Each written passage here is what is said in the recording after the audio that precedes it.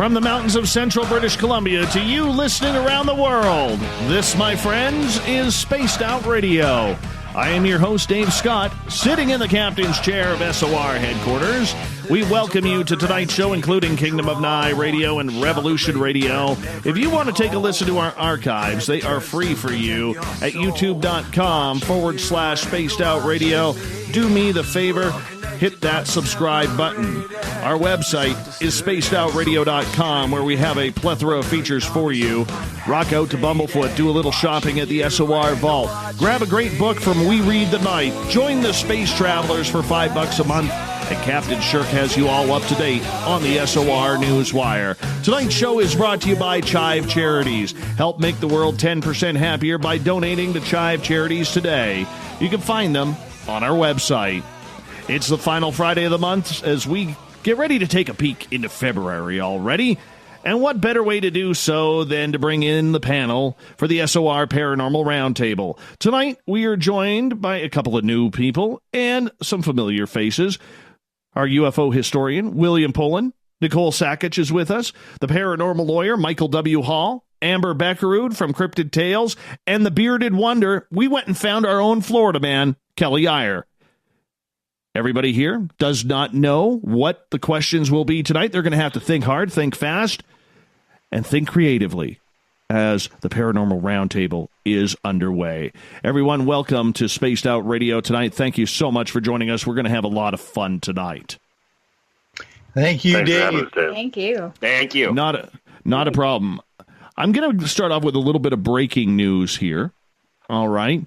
Because earlier tonight, a good friend of this show, Saturday night host Rich Giordano, was live on Goof On, his YouTube channel, which I highly suggest everybody subscribes to, because in my opinion, I'm so lucky because I'm such a fan of Rich Giordano, and I am such a big supporter of his. I'm so glad I'm able to call him one of my best friends in this business.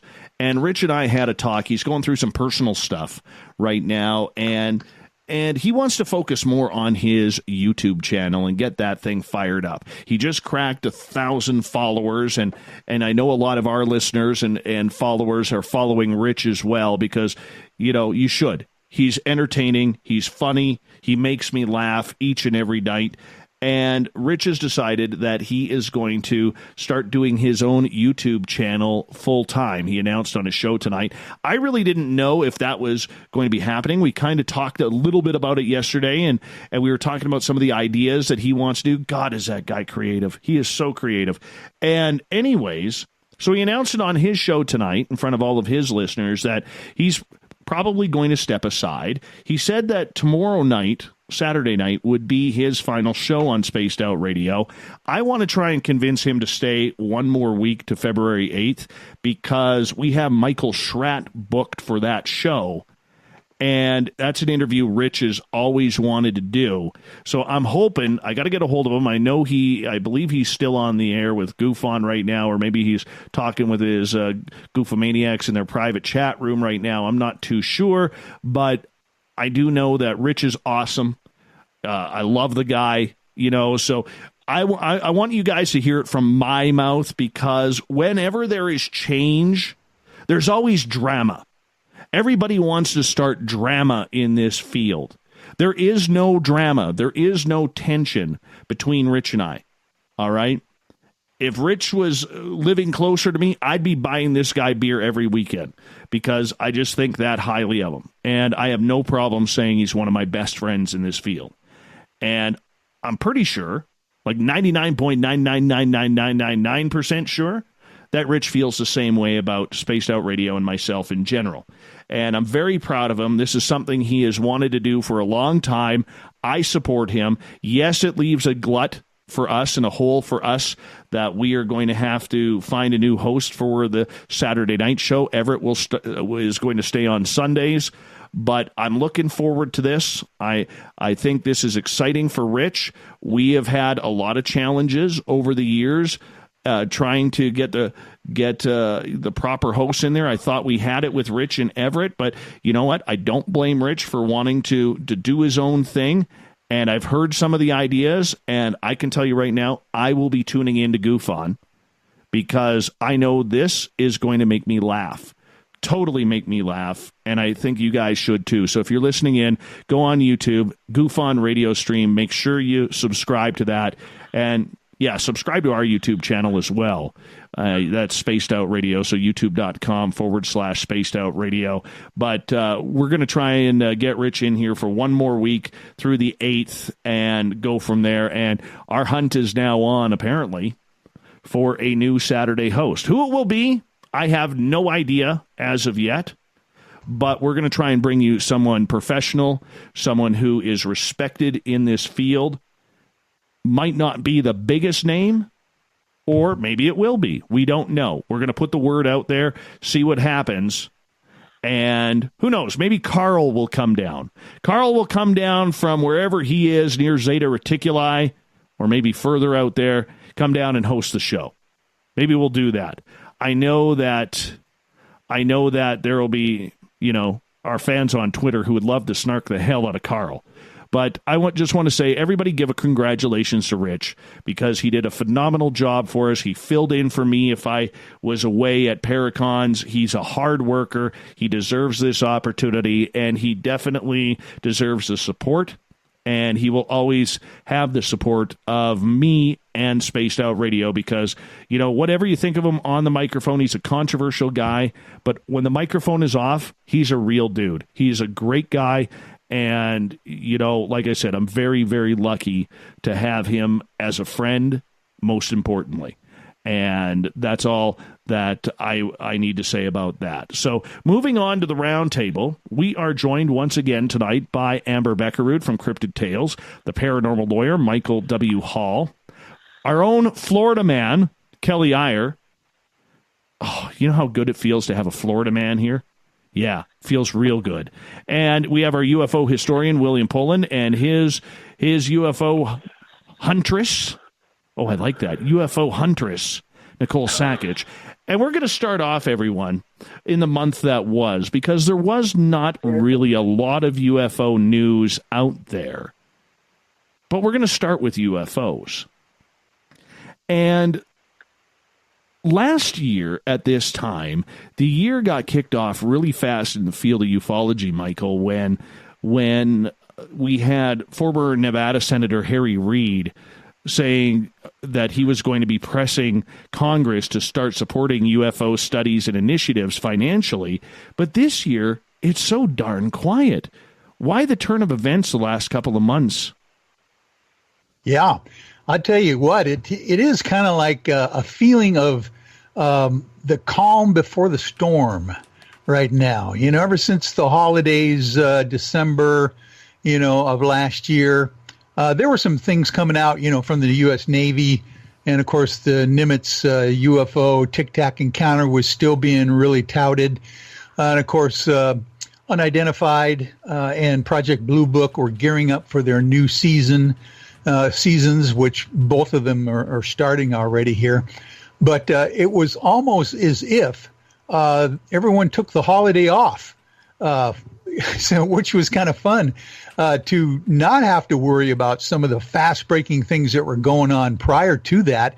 In a groundbreaking year for ufology, 2019, my gosh, as you know, Grant Cameron kicked the whole thing off with the Admiral Wilson UFO Core Secrets Smoking Gun Memo of the Century that you knew about just almost as quickly as I did back in January.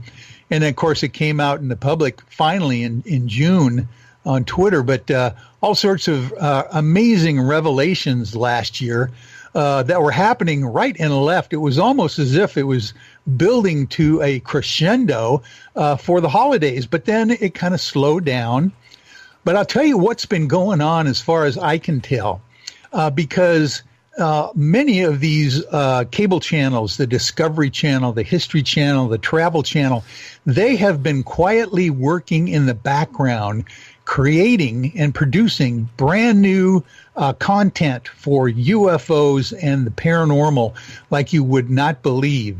I got a call just last week from the Discovery Channel because when I was involved in the Mount Adams incident episode that Jimmy Church, was involved with as a host for the Discovery Channel in the summer. I think they said, well, this thing is so popular, it's doing so well that we need to do now what they call after shows. They're drilling down and getting in a lot more detail of UFOs, and specifically over Mount Adams in the state of Washington. So I know for sure that they are really, really gearing up for February and March and those kinds of things with brand new productions that are coming down the road. Kelly, we'll get you in here because you're kind of new to this. Why do you think this year is starting off so slowly in the UFO field? I would have to guess that it's just due to the fact that you got a lot of the since it's starting to become extremely popular, you have all the TV shows and everything. Everybody's just holding on to their information until the TV show comes out. Basically, I'm just shadowing what Michael was saying. So I'm assuming come March when they start releasing these shows, possibly we'll start hearing a lot more things coming out. William, do you believe that, though? Is it depicted on television and everybody's keeping quiet for TV?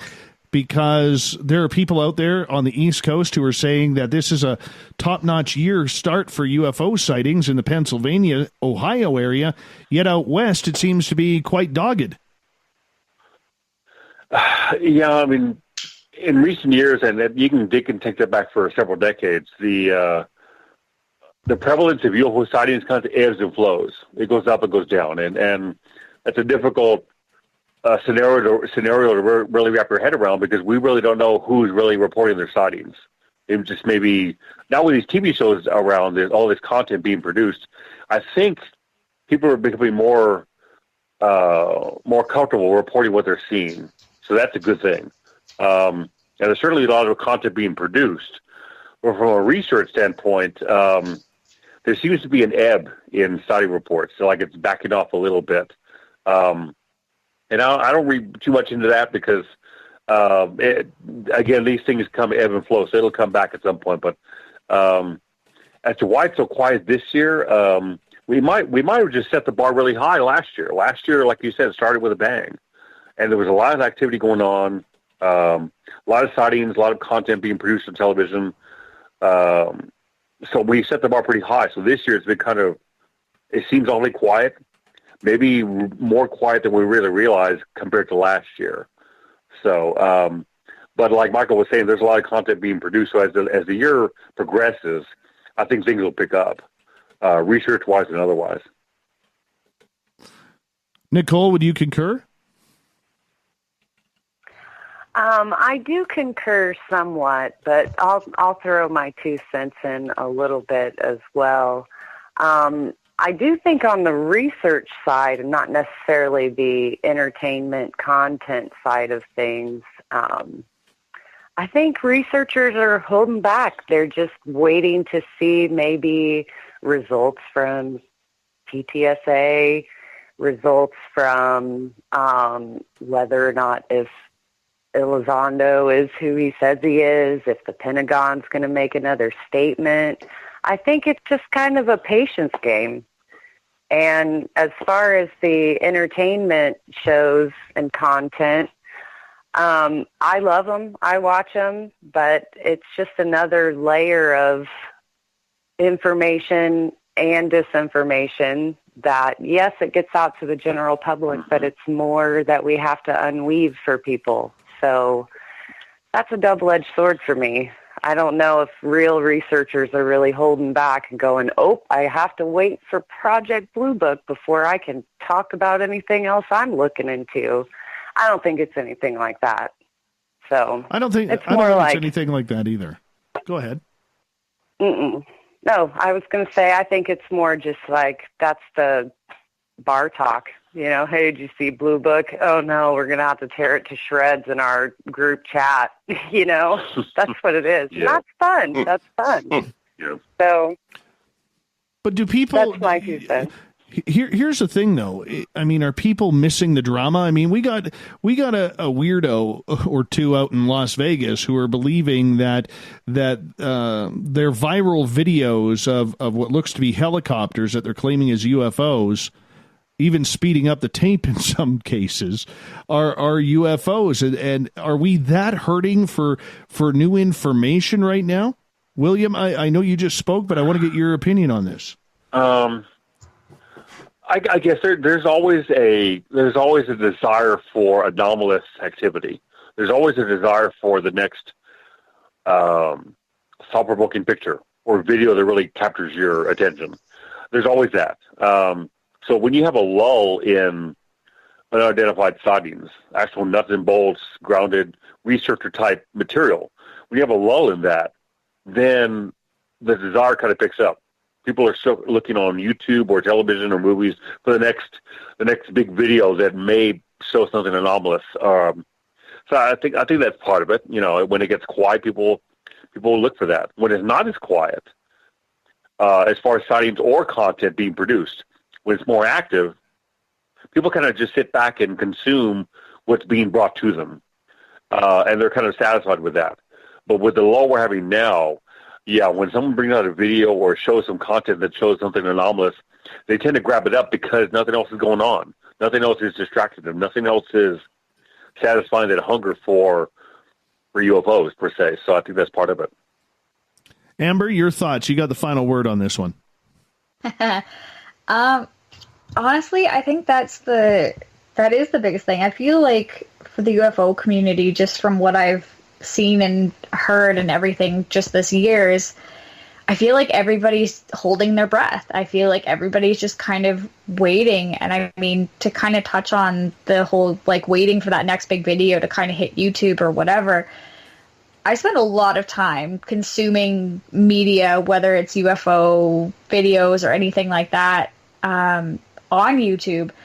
And I find that there just really hasn't been anything posted either.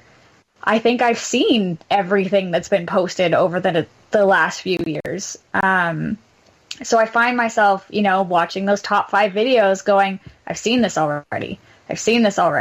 So I don't know if people are just holding back information or there just truly is nothing to put out there. But that's also coming from me, and we all know I really don't know about UFOs, so I'm sure you'll learn. Within due time. You know, yes. you know what you got to do in order to learn. You gotta tie your hair back.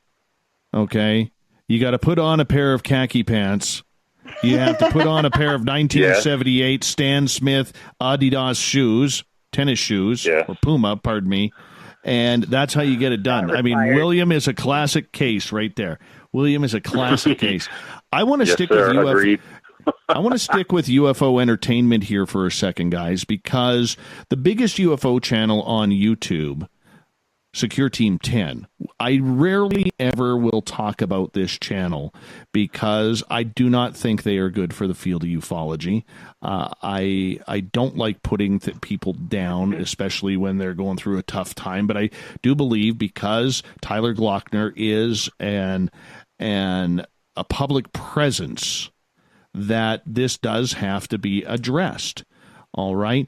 Tyler has over 2.1 million followers checking his YouTube channel. He kind of disappeared for a few months. We later found out that he has been arrested a couple of times in December, once for drunk driving, which Rich Giordano broke the story, and with the video that of the drunk driving tape where, you know, Tyler had put out a video basically stating that the police treated him rudely and improperly in both arrests, so on and so forth, and Rich actually got the video of his drunk driving arrest, and there was nothing of the sort. Nothing. And then the other reason why he was allegedly charged with domestic violence, which I do know he has a girlfriend, he has a young child, and when you hear the word domestic violence, you have to back off. Michael, you being the paranormal lawyer and a registered lawyer out of Washington State, I want to ask you about this first, okay? I don't want to slam the person or the channel, but what does this do for ufology when we already have so many black eyes from fakers, hoaxers, people making fun of us, skeptics who think we're all should be locked in the loony bin, and now the biggest name on YouTube gets busted and arrested twice in December. And apparently, allegedly, I haven't been able to prove this yet, but there's word going around that he's been arrested again. Yeah. You know, it's almost as if you're in this field for any length period of time, it almost is par for the course, to have these bumps in the road personally in your life.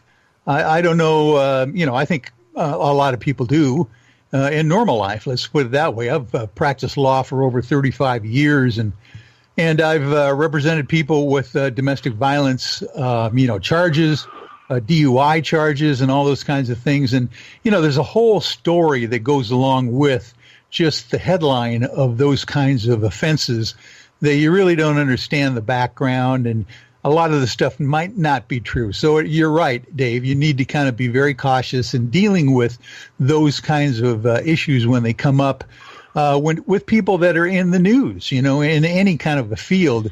There seems to be those kinds of things. I think Bob Lazar is a great example of that.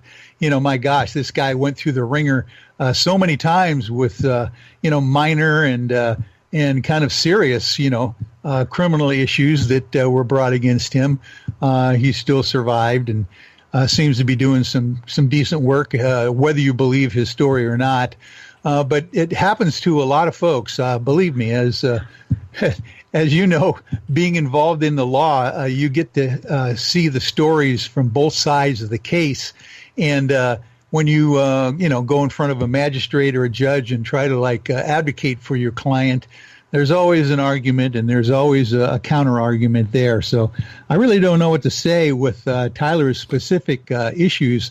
I'm just hoping that the channel itself, whether you have anything good or bad to say about the idea of his Secure Team 10, you've got to realize that there's a whole lot of folks out there that probably are getting at least exposed to this issue of ufology and strange things that are going on around us, maybe for the first time through his channel as well. So hopefully the good that's being come of it is going to outweigh any of the bad. We'll just have to see.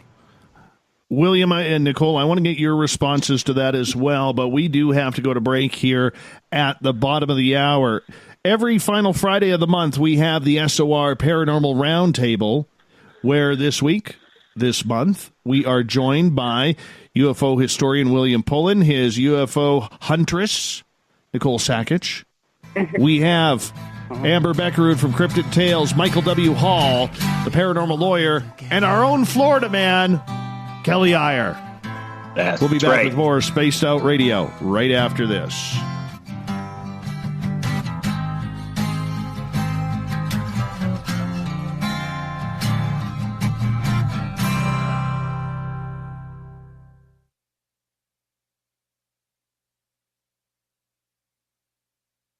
Hey, space travelers, this is John Resig, founder of the Chive and Chive Charities. If you know anything about our website, you know we like to do things a little differently.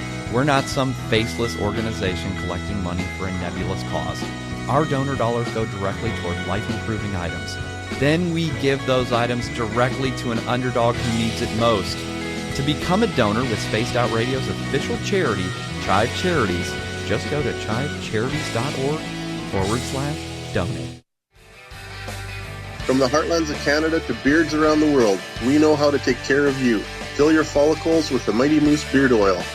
All our oils and balms are handmade and 100% natural ingredients because we care about your beard. And hey, use the promo code SOR2019 and get your Mighty Moose Beard Oil today. You can check us out on our website, mightymoosebeard.com.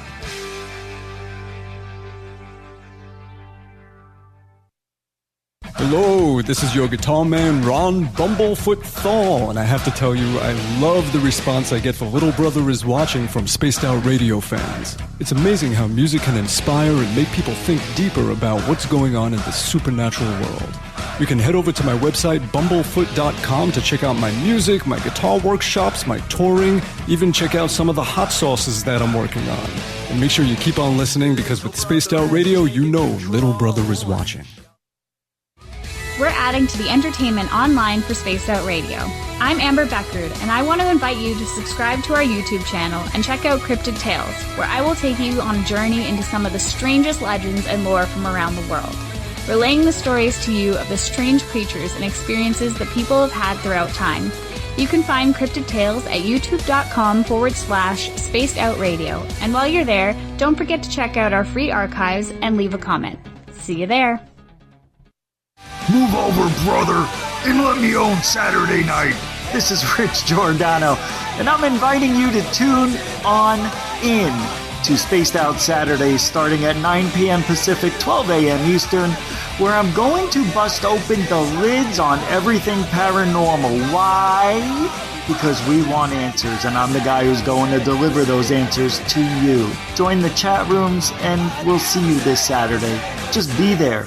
No, really. Hey everybody, the SOR Space Travelers is open. For just $5 a month, you can hang out with Dave and our crew privately in our members-only section. With your signing, you'll receive newsletters on what's going on with Spaced Out Radio. You'll have direct contact with the host during the show in our chat, live streaming videos, and a great forum for your posts and more. Become a space traveler now at spacedoutradio.com.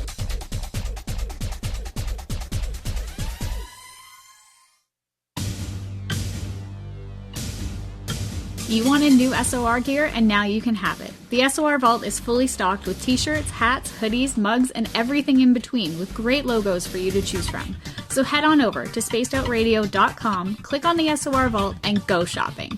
Pricing is quite affordable, and you can look good representing your favorite show. So go to our website and pick up your new SOR wear at the SOR Vault today.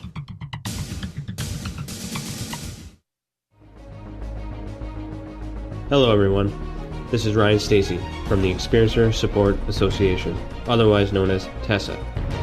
We're glad to team up with Spaced Out Radio to help investigate your experiences on the SOR Sightlines Report.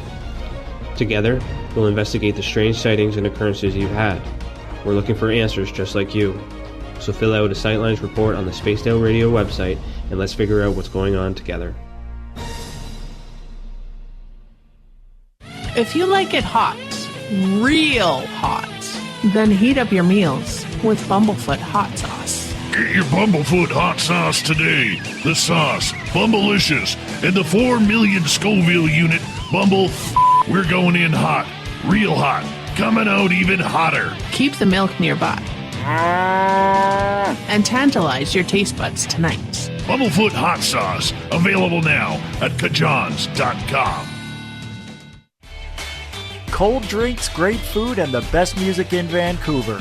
The Moose Vancouver is the place to be, open until 2 a.m. nightly.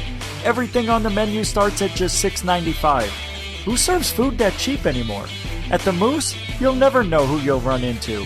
Rock stars, actors, athletes. It's the place everyone wants to be. So join us at the Moose Vancouver, the official party bar of Spaced Out Radio. Hello, Space Travelers. It's me again, Carl. Don't forget to join the Space Travelers Club for just $5 a month and follow Spaced Out Radio on Twitter at Spaced Out Radio. Our Instagram, Dave Scott SOR. Our Facebook page is Spaced Out Radio Show. Our archives are free at youtube.com/Spaced Out Radio. Come woo it up with Spaced Out Radio today. Bye!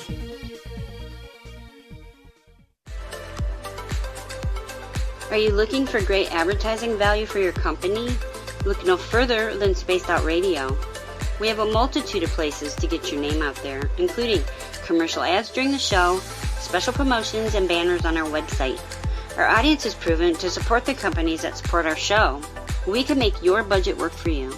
So for more information, please contact us at sales@spacedoutradio.com. At spacedoutradio.com, we are keeping you up to date on all the news with the SOR Newswire. Captain Shirk leads the team that is bringing you the news of the day and exclusive stories on everything paranormal and supernatural. It's free to read, it's updated daily, and it's right there for you. The SOR Newswire is a one-stop shop for the news of the day. Check it out at spacedoutradio.com today.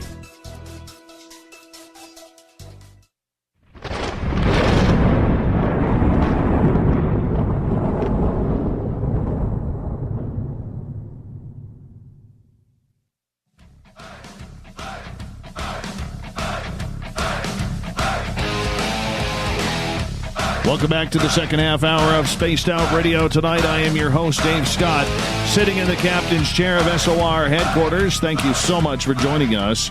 Want to remind all of you that if you've missed portions of this show or others, check out our free archives at youtube.com/Spaced Out Radio. Do me the favor, hit that subscribe button. Our website is spacedoutradio.com, where we got a plethora of features for you. You can check those out while you're listening to the show. All right, we got the Paranormal Roundtable. It happens the final Friday of every month. We are joined by Florida man Kelly Eyer. He's got a hell of a beard, too. Very nice beard. I think he dyes it black. We got the Paranormal Lawyer, Michael W. Hall, Amber Bekkerud from Cryptid Tales. We also have William Pullin and Nicole Sakach from UFO historian to UFO huntress. God, I love that title, Nicole. I do. I'm giving you that one. I am so giving you that one. The huntress. Boo. How do you not like that? How do you not like that? Oh, William. Wow. What? Well, where's that hang up button there? You can make a poll someday, but no. All right. Don't worry, Dave. I shoot down titles all the time, so no. Yeah, but this is my show. So the worst part. You know what the worst part about it for you, Nicole? I always get the final word. Yeah. William, I want to ask you about the same question that I asked, and I'm not going to hit up too many people here, but I'm going to ask you about this because you are very much about critical thinking. That is kind of your theme in the field of ufology and UFO history. And with Tyler Glockner from Secure Team 10 being arrested a couple of times in December. I'm not saying this to make fun of it. I'm not saying that to, obviously there's some issues going on in his personal life that need to be addressed, and hopefully he's able to clean up his act. I mean, we always want to wish the best for people, but what does this do for ufology? He took a lot of heat in 2019 about the fake videos that he was putting up and trying to expose as real UFOs, but this takes things to a whole new level when you have 2.1 million followers and you are the biggest YouTube channel for UFOs online. I don't think anything negative is going to happen. We've had individuals in the field before that have acted in a less than cordial way beyond their work. Some criminal activity. I mean, to drop names, Wendell Stevens was a UFO researcher of note for several decades. He served time in jail for child molestation, 6 years. He never got any pushback for it. And that's a little bit more serious than just drunken driving. So, and the UFO community tends to forgive indiscretions, whether it's from an author, researcher, or any celebrity. It'll be overlooked, and he may face the music for a bit and get a little pushback. But beyond that, no. In the long run, it won't really affect it. If anything, he might get more followers. We're living in a social media driven world now, so that off the cuff activity that he's been involved with. May actually have a positive effect. It may bring attention to him and his channel. So I don't think it's going to be a negative situation for him at all. I disagree with you on that. I mean, if he is convicted of domestic violence, I think a lot of people have a lot of tolerance, whether it's drunk driving or something along those lines. You can always forgive and forget because we've all made mistakes. Okay, but when it comes to domestic violence, Nikki, I bring you in here now. From a female perspective in the field of ufology, what's your thoughts on that? To generalize, maybe, I am not one of the millions of followers of his group or page or him personally, but if I were somebody new coming into ufology and these headlines is what I dug up, hoaxed videos, drunken driving, domestic violence, that's 3 red flags right there. I'm going to look at this character and maybe throw him in a category with Larry Warren. Maybe this pattern of moral behavior stretches back over through his entire life. And I do kind of think it might be not in mainstream media, maybe not even on YouTube, but there are plenty of other social media platforms where their sole purpose is to get the word out about fraudsters or faked videos, or, they like to blab about people's indiscretions. So it'll be discussed in these forums as well, and people will decide there whether his followers will, raise or lower. I don't know. How many people, when they dislike somebody, they actually go in and unfollow them, or do they just quit watching? I don't know if those stats can really say anything truthful. So time will tell. Amber, does it change your mind? I think, again, having never heard of this channel, coming in and seeing all of those headlines as well, like for me, that is a huge, huge red flag. But coming from somebody who is very social media based, being on YouTube as well and following YouTubers and everything else, I think I'm on the fence because it could go one way or the other. And it could go with the fact that, cancel culture is a huge thing right now. And I really just aged myself by using that term. But cancel culture is such a huge thing, especially right now with, you do something wrong and it is something like domestic violence or something a little more serious than just like a drunken disorderly or anything like that. People are so quick to drop you. But I think the problem in the UFO community on YouTube particularly is that I don't see the urgency from that community to be like, okay, well, we don't want anything to do with this person anymore. So there is the potential that people are just going to not unsubscribe and just stop watching the videos, or there are going to be more people subscribing because they want to know. And yeah, it's been a huge problem with a lot of YouTubers, not just in the UFO community over the last month even, that have really been struggling with a lot of bad media attention. And some of them have gone up, some of them have stayed the same, and the others have gone down. So it just depends on how much their subscribers are willing to band together and say this is not okay. All right. Florida man, you got the final say on this. Well, I kind of find it odd that, I forget exactly what time he did the interview with Bob Lazar and I forgot the guy. Jeremy Corbell. Yes, thank you. Yeah.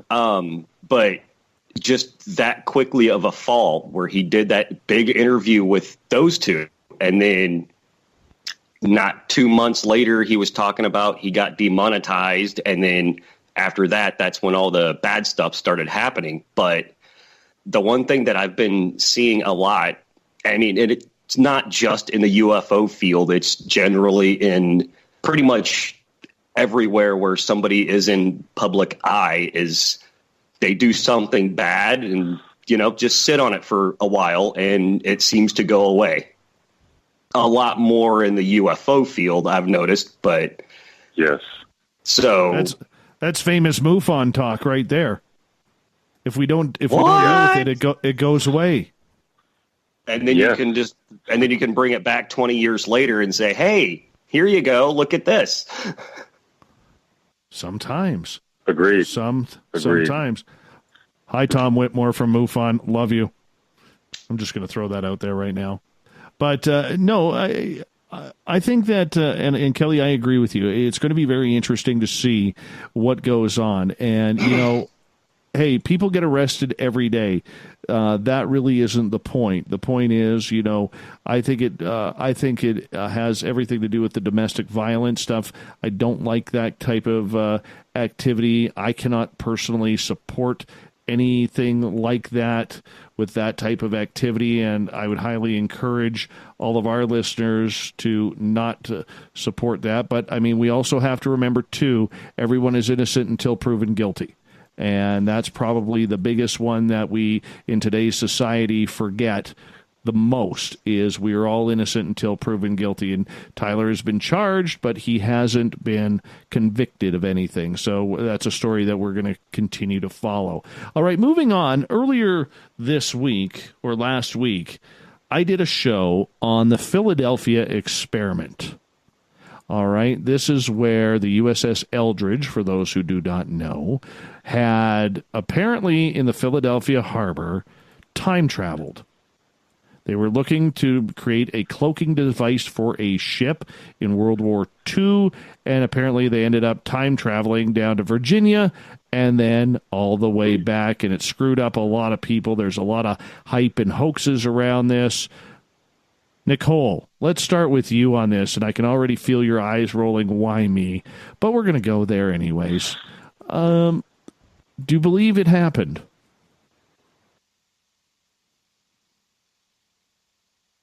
First, I will say, hi, Andrew, shout out.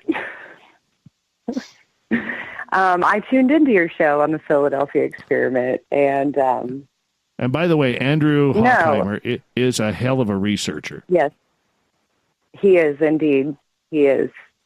And he has worked on his book for a very long time. I think around close to a decade, if I'm correct.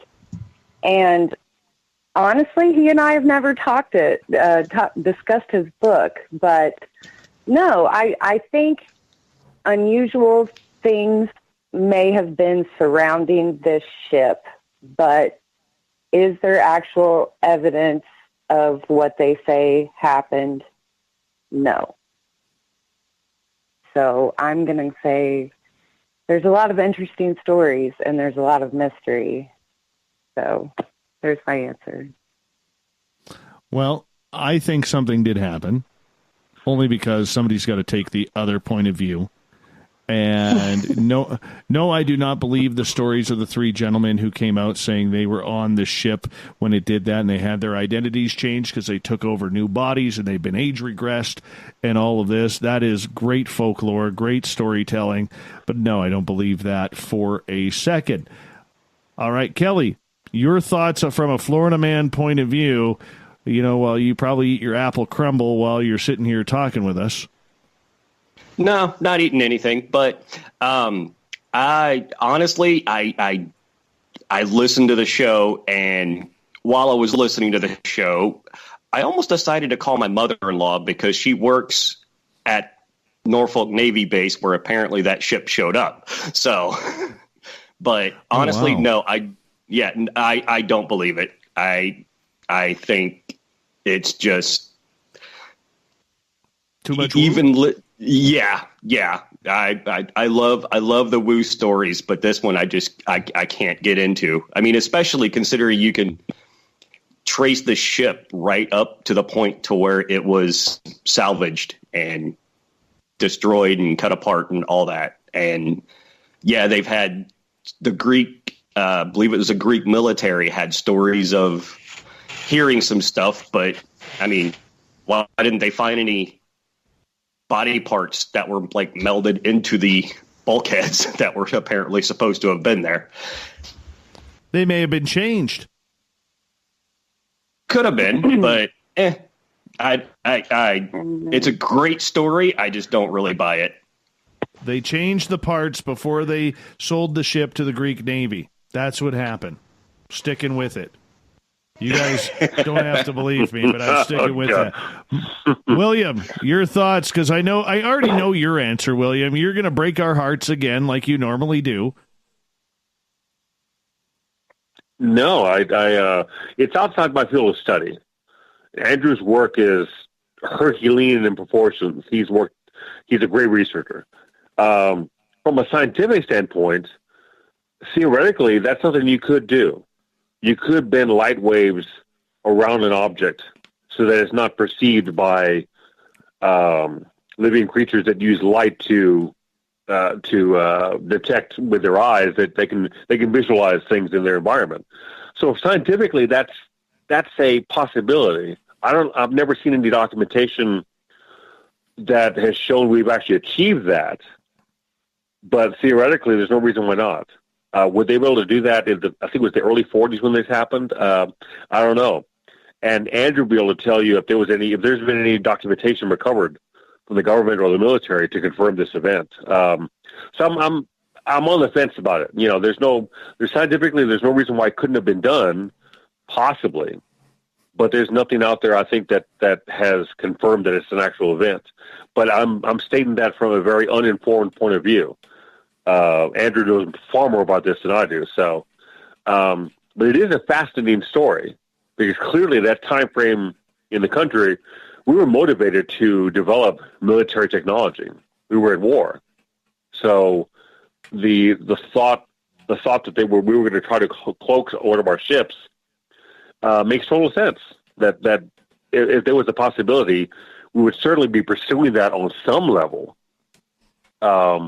during that time frame for our country. But I don't know. I'm cautious. I'd like to believe it. If there was even one document, I would believe the story because despite its kind of far out nature, it's not that beyond the realm of possibility. Not to my way of thinking. No, not at all. Amber, we're going to start a brand new topic with you as we got about 6 minutes before we go to break at the top of the hour on the SOR Paranormal Roundtable. I want to talk about the Hat Man. Documentarian Kyle Macias was on the show earlier this month that he did a documentary on what he believes are true stories of encounters with the Hat Man. And this is one of those, I don't know, right out of the imagination creatures that seem to haunt people. Hat Man, Slender Man, and a number of these folklorish caricatures, much like Bloody Mary as well. My question for you and the panel is this. Do these creatures actually come with some sort of real legend to them, or are they just a bunch of folklore that people have drummed up to scare people, and we have almost made them into tulpas and brought them to life on their reputations that people have given? Well, for one, phew, I escaped the topic of something I didn't know anything about. But it's funny that you ask about that, because if anybody has been to my YouTube channel, my very, very first video ever was actually about the Hat Man. And it was because the day that I decided to start my YouTube channel, I saw him. And so I figured it was kind of a good topic to talk about. So I'll keep my story really short. But years and years and years ago, when I was in high school, I was going through a very, very stressful time in my life. And I actually had this Hat Man who used to stand in the corner of my bedroom for months on end. I couldn't sleep. I wasn't eating properly. And at first I just attributed it to stress because I knew that I was going through a lot of stuff anyway. And I finally got so fed up with it that I yelled at this thing standing in my bedroom and asked it what it wanted. And I physically watched as the entire man turned and walked out of my bedroom, disappeared. Did not see him for years until the day before I started my YouTube channel.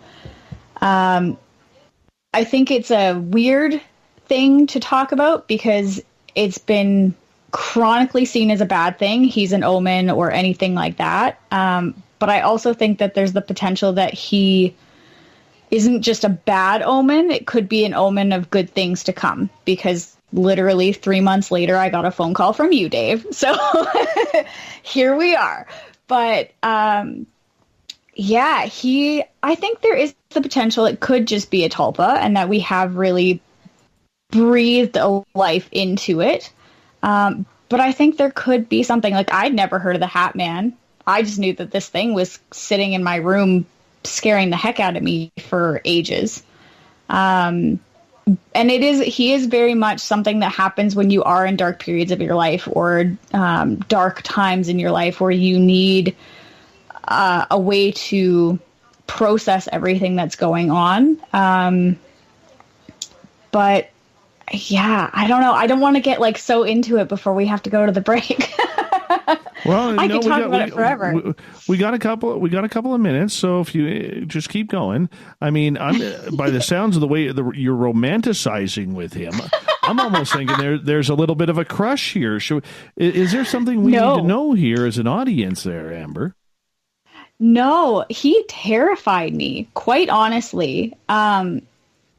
I actually hated going to sleep. I used to actually try not stay at the house that I was living in while I was experiencing this thing, because I was terrified to go into my room. I always slept with the lights on, which is something I never do. I just really could not function. I used to play video games with friends who lived in the States, and I used to stay up until 4 or 5 in the morning playing video games with them because I just didn't want to sleep. As a high school student, I don't recommend that. But no, he's terrifying. And I've heard stories of people saying that he offered them deals to take all of their pain and their hurt away. When he has talked to people, I've heard stories of people seeing him and all he does is look at his watch.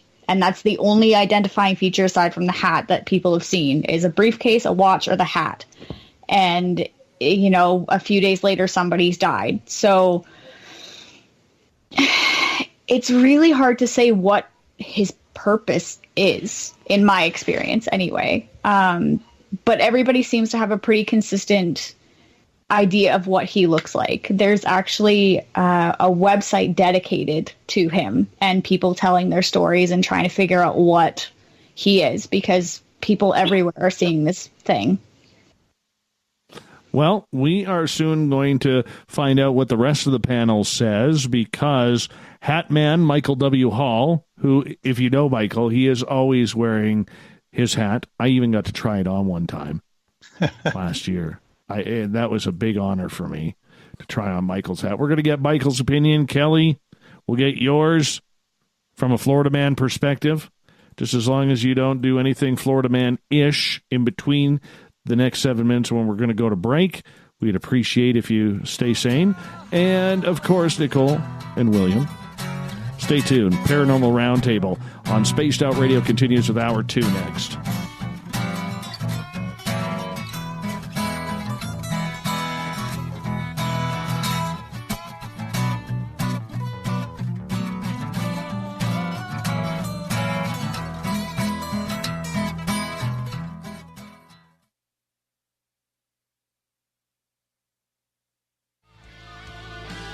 A little bit of science, a little bit of skepticism.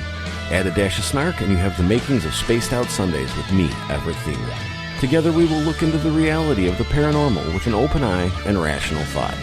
Oh, did I mention there'll be plenty of woo as well? Your time spent with Spaced Out Sundays will make the night even better. The chat rooms are open, 9:06 p.m. Pacific, 12:06 a.m. Eastern, right here at spacedoutradio.com. Hello, Space Travelers. It's me again, Carl. Don't forget to join the Space Travelers Club for just $5 a month and follow Spaced Out Radio on Twitter at Spaced Out Radio. Our Instagram, Dave Scott SOR. Our Facebook page is Spaced Out Radio Show. Our archives are free at youtube.com/Spaced Out Radio. Come woo it up with Spaced Out Radio today. Bye!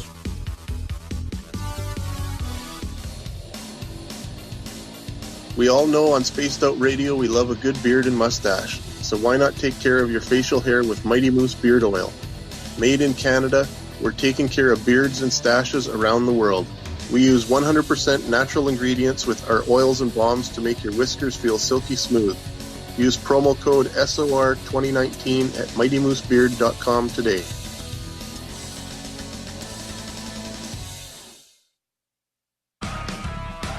Get your horns up with me on Spaced Out Radio. This is Ron Bumblefoot Thal. Come tune in to SOR where you can hear me rock out with Little Brother Is Watching, the official theme song of Spaced Out Radio. And then come on over to bumblefoot.com where you can find out about my tour schedule, my music, and everything else. Bumblefoot.com keeps you up to date on what I'm doing and the best way to stay in touch with my music and music camps. Sign up for my newsletter at bumblefoot.com and remember, Little Brother Is Watching. Hi there, this is Geraldine Orozco from San Francisco's Bay Area Meditation. I invite you to join me the first Tuesday of every month with Dave Scott for Spaced Out Radio's The Spiritual You. In this fast-paced world we live in, it's time for you to take some time for you. We'll cover every possible subject from powerful meditation to healing techniques to your own intuition and spirituality. So come join us for The Spiritual You. Visit purpleplates.com today. For over 40 years, the Purple Energy Plates have been delivering amazing results for their many customers. Inspired by the great genius Nikola Tesla, the harmony, healing, and energetic effects of the plates have proven over and over to be beneficial and often miraculous to thousands of customers. Check their site for daily specials and choose from their many energy products. You won't be sorry. Visit them today at purpleplates.com. For the price of 1 cup of coffee a month, you can become an SOR Space Traveler. The Space Travelers Club is a place where you can interact with other listeners, either live during the show or on our great forum. We want your stories, pictures, comments, and ideas. You'll get live video streams, exclusive content, and be a part of our newsletter. Stay in touch with everything SOR. The Space Travelers Club is just $5 a month at spacedoutradio.com. Hi, this is Amber Bekkerud, and I want to invite you to subscribe to our YouTube channel where we store all of the SOR show archives for free. And as an added bonus, every 2 weeks I'm posting brand new content on Cryptid Tales, where I will get into some of the spookier legends and folklore from around the world and tell the stories that go with them. Find us at youtube.com/Spaced Out Radio and check out Cryptid Tales today.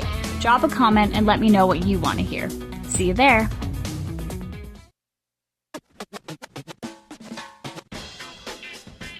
The SOR Vault is open for business, and do we have some cool swag for you to pick up? All you have to do is head over to our website and click on the SOR Vault. You have a variety of cool logos to choose from, and put them on anything you want. T-shirts, hoodies, hats, coffee mugs, you name it, we can get it to you. So do your shopping by supporting the store you love. Get your Spaced Out Radio swag at the SOR Vault today.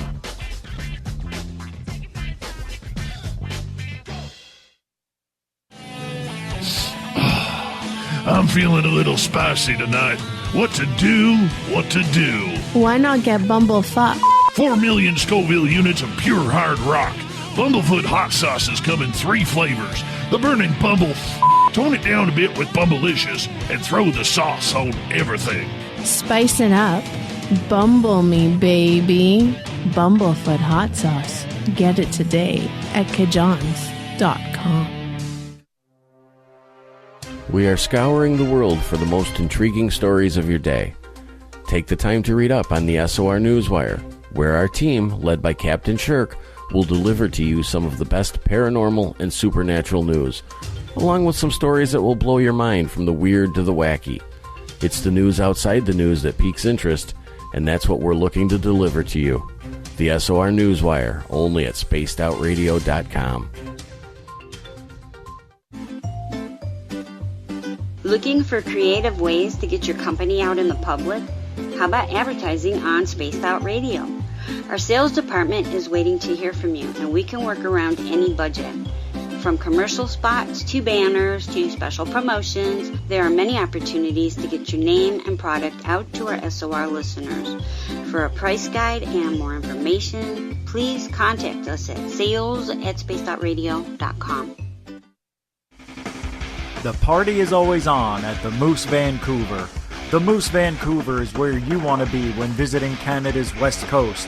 Open until 2 a.m. nightly, the Moose cranks up the rock while serving some of the best rated food in the city. The menu starts at $6.95. Why party anywhere else in Vancouver when the Moose is right there? Get your horns up and rock with the Moose, the official party bar of Spaced Out Radio. Are you intrigued by Paranormal Talk Radio? You'll love the new Paranormal Radio app from TalkStream Live. You'll find a great selection of talk shows covering UFOs, ghosts, strange phenomena, and much more. Download the Paranormal Radio app now and start listening to the very best in paranormal talk entertainment, including the network you're listening to right now, the Paranormal Radio app, free in Google Play and the iOS App Store. Are you an experiencer of something strange that can't be explained? Do you want help finding out what's going on? I'm Ryan Stacy, head of the Experiencer Support Association, otherwise known as TESA. We've teamed up with Spaced Out Radio to investigate cases filled out in the SOR Sightlines report. We are independent and there's no cost to what we do. All we need is your experience. Let's find out what's happening together on the SOR Sightlines report. You're listening to Spaced Out Radio with Dave Scott. Follow Dave on Twitter at Spaced Out Radio and on Facebook, Spaced Out Radio Show.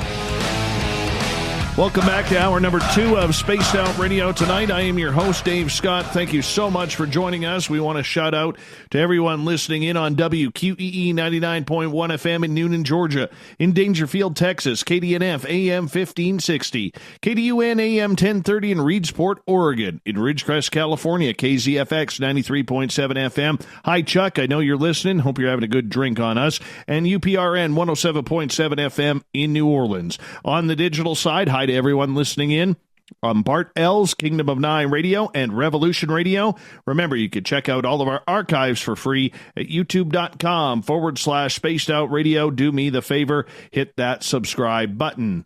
The Desert Clam has set the password for tonight in the SOR Space Travelers Club. Poor Beagle. Poor Beagle is your password. I'm probably pronouncing it wrong, but the Clam sets the password each and every night right here on Spaced Out Radio. Our website is spacedoutradio.com, where we got a plethora of features for you. Rock out to Bumblefoot, do a little shopping at the SOR Vault, grab a great book from We Read the Night. Join the Space Travelers for just $5 a month, and Captain Shirk has you all up to date on the SOR Newswire. The final Friday of every month, we have the Paranormal Roundtable, and we got some friends joining us from around their respective fields. Amber Bekkerud from Cryptid Tales.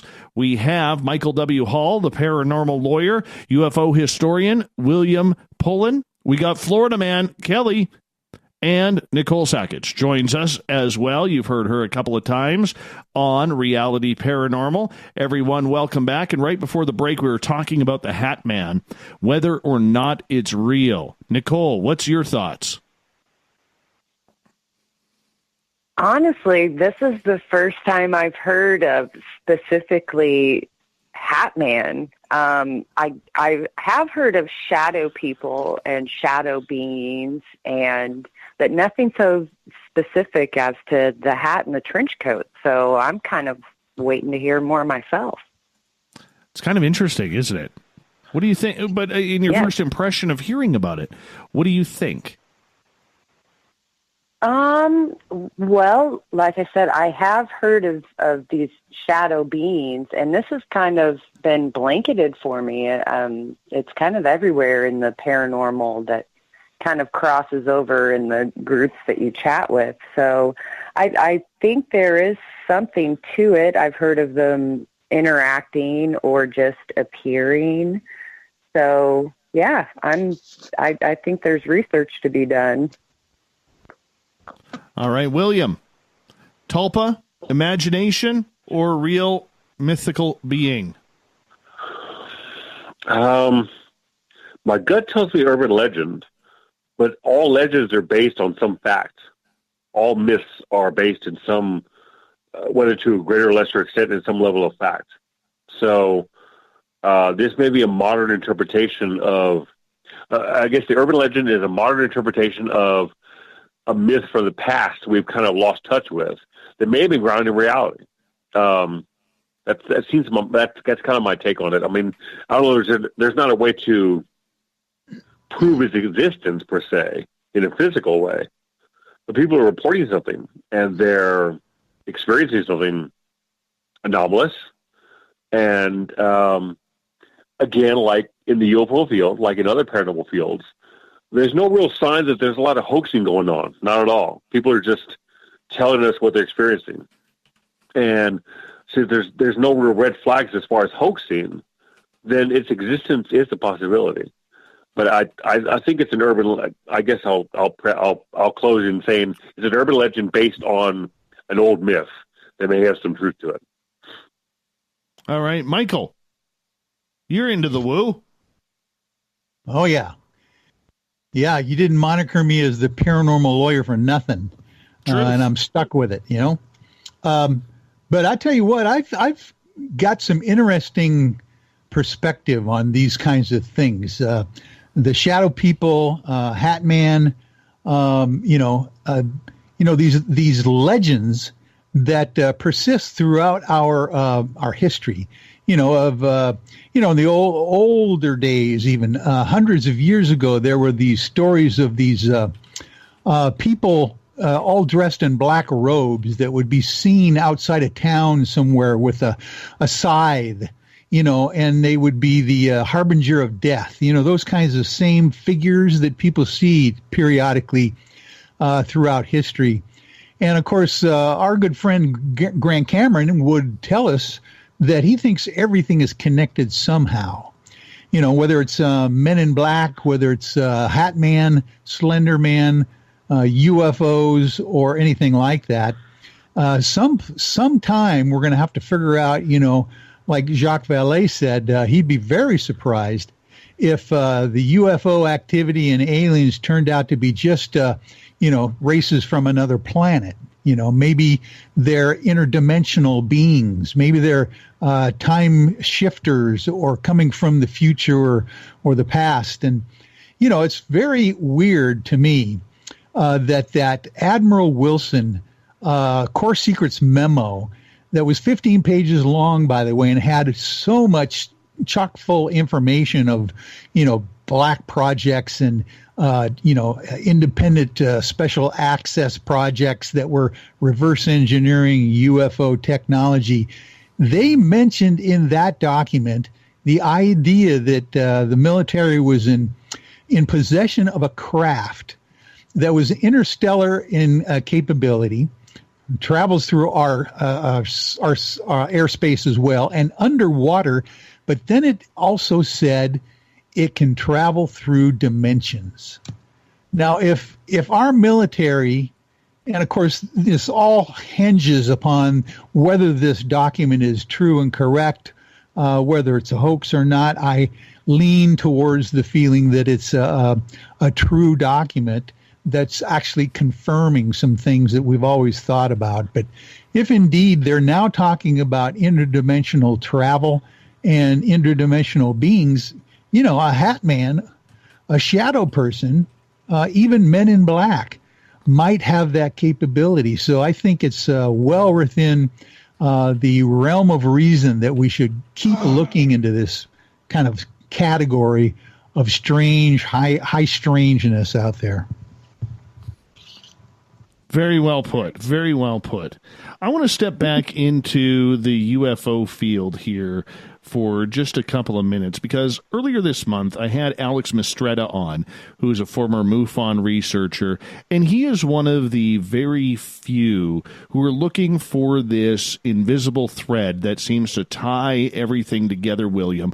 I know we have talked about this a couple of times on Reality Paranormal, but it seems to me that a lot of the bigger name researchers like Mistretta, like John Tenney, like David Weatherly, amongst others, Butch Witkowski would be another one, are really starting to try and figure out that there may be more to this than just segregating everything into their own categories. Is this the future of investigation, in your opinion? Yes, I think so.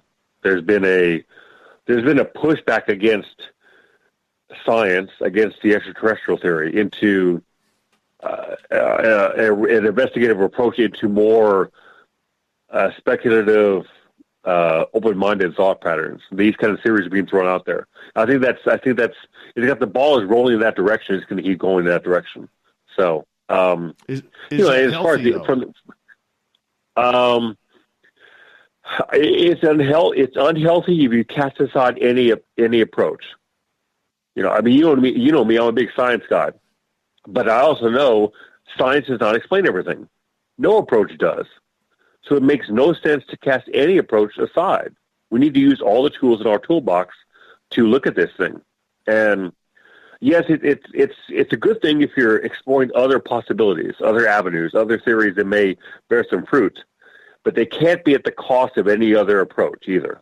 We need to have a more comprehensive approach to UFOs or whatever paranormal aspect we're looking at. As far as the UFO topic is concerned, there's a lot of sightings that do have a level of high strangeness that strongly suggest they may be connected to other aspects of the paranormal. But there are other cases that don't. And almost every paranormal subject, whether it's UFOs, cryptids, you name it, have their core cases which seem more grounded and grounded in science, and then there's those cases that aren't as such. So there may be a connection between the paranormal subjects, or maybe not. We just don't know.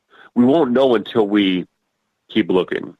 Okay, well, follow-up question to that. What would be the evidence needed to correlate that there is a connection? I don't know. Because a lot of the other theories that are thrown out there, I don't know what would qualify as definitive evidence of their validity. I don't know.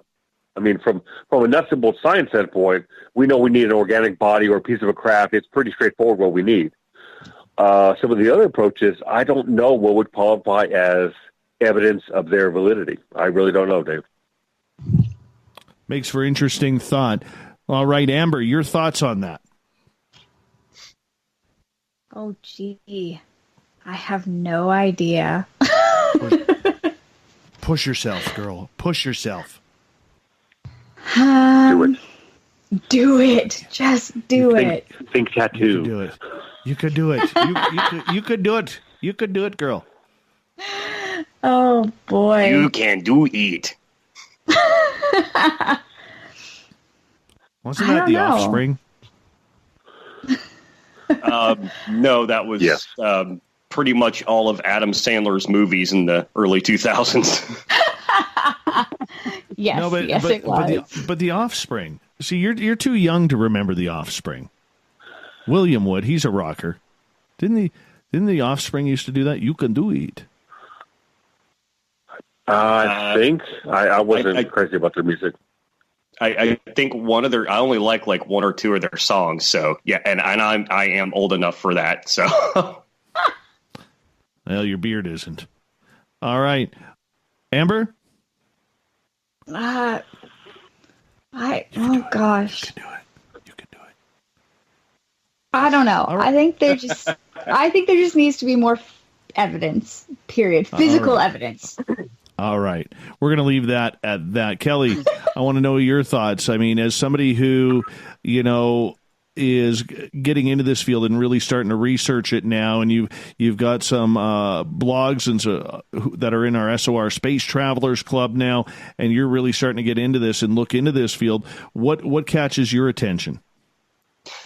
Well, the one thing that's been catching my attention a lot lately is how everybody in this field complains about how the government is so compartmentalized, but the fields in general are so compartmentalized that I think we're missing out on a lot of stories that could possibly have something to look into. Like somebody will go to a Bigfoot place and they're like, well, we don't research that. Go to these guys. So they go take their story to a paranormal group and they say, oh, well, we don't research that. Go to these guys. So they go to a UFO place and it's just a giant circle. And then they get so tired of it that they're just like, all right, well, I don't know who to talk to. So I think that we miss out on a lot of great stories. And if everything was like you say, if everything has a connection to it, I think it would be great if everybody would just get together to try and figure out if it's true or not. You're going to find the truth a lot better if you have more eyes on it. Nicole. I will agree with all of that and add the perspective of, I kind of think it's going to take experiencers from both of these perspectives or respective fields to come together and start talking about their experiences and the full spectrum of the high strangeness involved in it. And from those discussions, I'm going to kick it back to my roots a little bit here. From those discussions, we need to start polling data. We need to start seeing what correlates with what. And I'm also going to put it more on the experiencers, people having these experiences, not just sharing them. They have to log these things. They have to have their dream journal, their Bigfoot walk guide, their star chart that they log every night. Whatever they are experiencing, they need to start documenting it so somebody else can do something with it. If not now, in the future, we need to start the data. So if you want to link them together, we have to collect the data. Boy, you sure ask a lot from this community. Holy cow. Hey, I'm setting the standard high. My bar for ufology is high. Michael. As it should be. Oh, yeah. Listen to these people, Michael. Nod. You know, just hey. Nicole's just anti-woo. Anti-woo. Holy no, cow. I'm not anti-woo at all. I love the woo, but the woo needs more documentation. I think she went out and dyed her hair. Oh my I'm not asking anybody to do anything that I don't do myself. I have crazy dreams. I wake up, I write it down. I discuss these things in groups and forums. I skywatch every single night. I don't see anything is logged in a journal. Every weird experience, every catchphrase synchronicity that I might have, I'm jotting it down. So I'm doing my part. Wow. You know what? Well that's done. The first time. I think that's the first time I've actually been slapped that heavily verbally on this show. Not since John Alexander You're welcome. have I been slapped on this show by one of my guests. I love it. Good job. Way to put me in my place. Seriously, that's good stuff. Good stuff right there. Absolutely. Anytime. All right. Remind me never to buy you a drink. But nonetheless, let's move on here as we continue on the SOR Paranormal Roundtable. Michael W. Hall, you get the final word on this. Okay. Well, I've got a great example of, a researcher, longtime researcher who is now getting out of his comfort zone and trying to get to that question of, how are all of these things connected? And that is Ron Moorhead, the famous Bigfooter, literally have been involved, in this cryptid Bigfoot, kind of process for about 45 years. He was the one who recorded those famous Sierra sounds on audio that have been gone through scientific rigorous study by linguists who basically have said that there's some kind of a language going on there, let alone the fact that there are tones on these recordings that travel 5 octaves in one tone, which any kind of human voice cannot replicate, let alone any animal that we know about. So, but Ron has contacted the UFO I-Team, the group that I've founded and manage, because he wants to, he's convinced, he says, that there's a connection between Bigfoot and UFOs. He says he's had many reports of UFO or Bigfoot activity in and around UFO sightings. He's seen footprints in the snow, for instance, that go down halfway down a snowfield and then just disappear, just stop. Obviously something happened to the person. It's interdimensional or it was taken up in a craft. And other people have mentioned the fact that they have actually seen a Bigfoot coming in or going out of a flying craft of some kind. So that's just an example of, long-time researchers who have plenty of credibility in their own field stepping out now because they realize that there is some connection here between the woo in their field and the woo in other people's fields, and they want to try to explore those connections. Ronald Moorhead, I got to get him back on the show. It has been way too long since we had him. Those Sierra sounds freak me out. Mike, I will tell him. Yeah, please do. Because Mike Morin and I, last year at Flight 21, actually had some of those similar sounds. Really? Yeah. And I'll tell you, when you start hearing mumbling and talking out in the forest Michael, you've been to this area. You know how desolate and remote the areas can be. And I'm not making that up. It is eerie, man. It is eerie when you're in the middle of nowhere and you know that there's only one road in, one road out, and that's right in front of you, and there is no one there. It's freaky when you all of a sudden start hearing voices. It's scary. Well, and Ron is mentioning as well that he has reports of these Bigfoots just phasing out, disappearing in front of people's eyes, as well as almost like they're shape-shifting or, traveling through dimensions or time portals. So it's possible that these creatures do have that capability of being there, but you can't see them. So they might even be able to vocalize in that condition as well. Absolutely. Amber, what's your thoughts on that? Bigfoot vocalizations. Are we going there? Are we allowed? Are we allowed? Yeah. I mean, hey, why not? I've heard it. So bring it on. See? That's why she's on Team Stump right there, people. That's why she's on Team Stump. Get your Team Stump t-shirts at the SOR Vault on our website. And the Peak Woo. And the Peak Woo. I'm looking. I don't know. I think we got to hit more Peak Woo here because Derek hasn't made a comment on Twitter about enough Peak Woo yet. I think he's disappointed. I think we're putting him to sleep here. I always try and make sure that Derek at hashtag Spaced Out Radio on Twitter makes things happen. And we get that Peak Woo that he enjoys, that he lights up on Twitter. We'll have to try harder in the next half hour.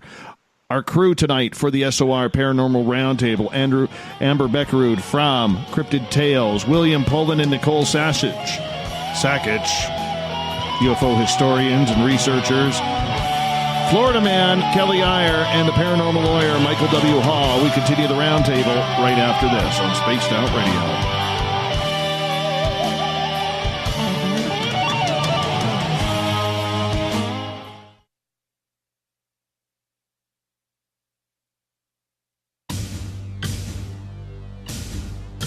You wanted new SOR gear, and now you can have it. The SOR Vault is fully stocked with t-shirts, hats, hoodies, mugs, and everything in between with great logos for you to choose from. So head on over to spacedoutradio.com, click on the SOR Vault, and go shopping. Pricing is quite affordable, and you can look good representing your favorite show. So go to our website and pick up your new SOR wear at the SOR Vault today.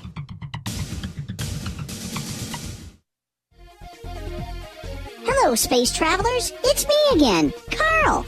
Don't forget to join the Space Travelers Club for just $5 a month and follow Spaced Out Radio on Twitter at Spaced Out Radio. Our Instagram, Dave Scott SOR. Our Facebook page is Spaced Out Radio Show. Our archives are free at youtube.com/Spaced Out Radio. Come woo it up with Spaced Out Radio today. Bye! If you like it hot, real hot, then heat up your meals with Bumblefoot hot sauce. Get your Bumblefoot hot sauce today. The sauce, Bumblicious, and the 4 million Scoville unit Bumble. We're going in hot, real hot, coming out even hotter. Keep the milk nearby and tantalize your taste buds tonight. Bumblefoot hot sauce, available now at kajans.com. Cold drinks, great food, and the best music in Vancouver. The Moose Vancouver is the place to be, open until 2 a.m. nightly. Everything on the menu starts at just $6.95. Who serves food that cheap anymore? At the Moose, you'll never know who you'll run into.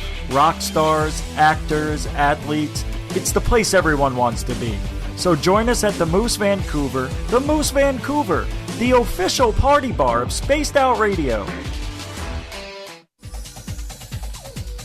Hey everybody, the SOR Space Travelers is open. For just $5 a month, you can hang out with Dave and our crew privately in our members-only section. With your signing, you'll receive newsletters on what's going on with Spaced Out Radio. You'll have direct contact with the host during the show in our chat, live streaming videos, and a great forum for your posts and more. Become a space traveler now at spacedoutradio.com.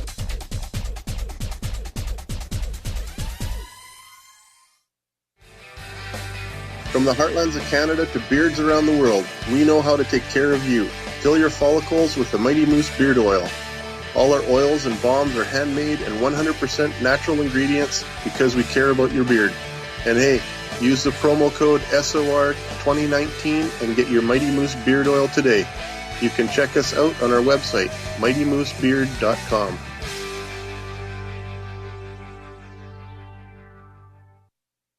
Hello, this is your guitar man, Ron Bumblefoot Thal, and I have to tell you, I love the response I get for Little Brother is Watching from Spaced Out Radio fans. It's amazing how music can inspire and make people think deeper about what's going on in the supernatural world. You can head over to my website, bumblefoot.com, to check out my music, my guitar workshops, my touring, even check out some of the hot sauces that I'm working on. And make sure you keep on listening, because with Spaced Out Radio, you know Little Brother is watching. Hey, space travelers, this is John Resig, founder of the Chive and Chive Charities. If you know anything about our website, you know we like to do things a little differently. We're not some faceless organization collecting money for a nebulous cause. Our donor dollars go directly toward life-improving items.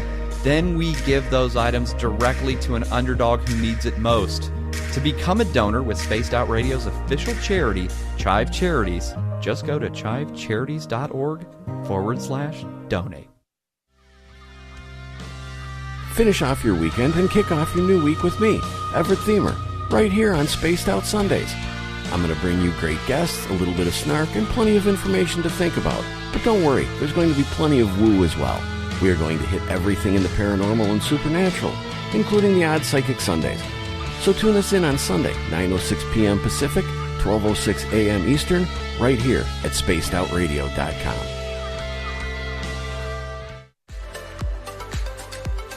Are you looking for great advertising value for your company?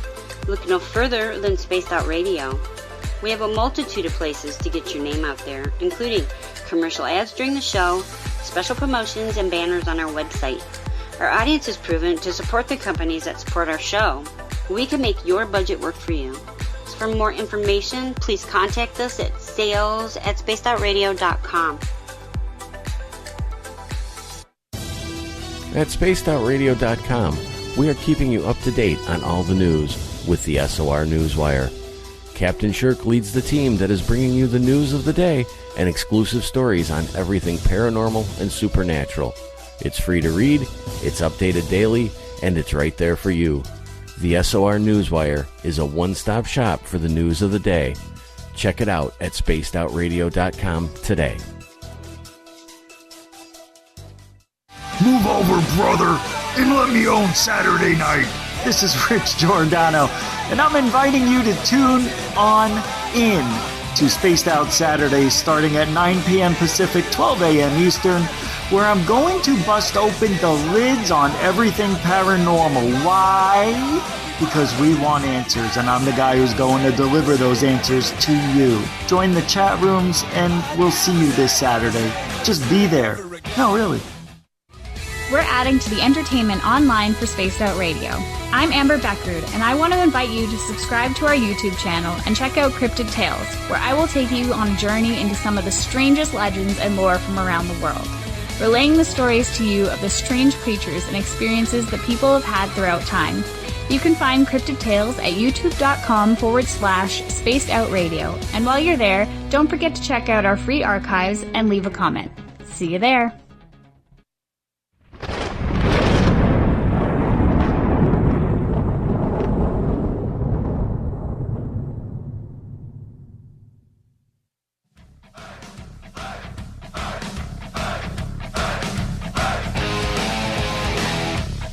We pass the halfway point of Spaced Out Radio tonight. I am your host, Dave Scott, sitting in the captain's chair of SOR headquarters. Great to have all of you with us. Reminder, if you've missed portions of this show or others, you can check out our free archives at youtube.com/Spaced Out Radio. Do me the favor, hit that subscribe button. Our website, spacedoutradio.com. We got a plethora of features for you. You can check them on out while you're listening to the show. The Paranormal Roundtable happens the final Friday of the month as we wrap up the month that was in January. Yes, a month that flew on by. And we are joined tonight by Florida man, Kelly Eyer. We got Nicole Sakach and UFO historian William Pullin, both from Reality Paranormal, Amber Bekkerud from Cryptid Tales, and the Paranormal Lawyer, Michael W. Hall. Welcome back, everyone. And we're going to get into a fun topic here. And William, we're going to start with you. And I think you're going to be happy with this one. Last Friday, a week ago tonight, we had author Matt Swain on, talking about haunted rock and roll. When you look back on all of the alleged curses, the alleged stories, the 27 Club, what are some of the conspiracies, or what is a conspiracy in music or haunted tale that you really enjoy and would love to know more about? The 27 scenario. You've had so many musicians of note that died at that exact same age. And yeah, random chance can't explain some of them, but there's no large numbers of musicians dying at 28 or 29 or 26 or 25.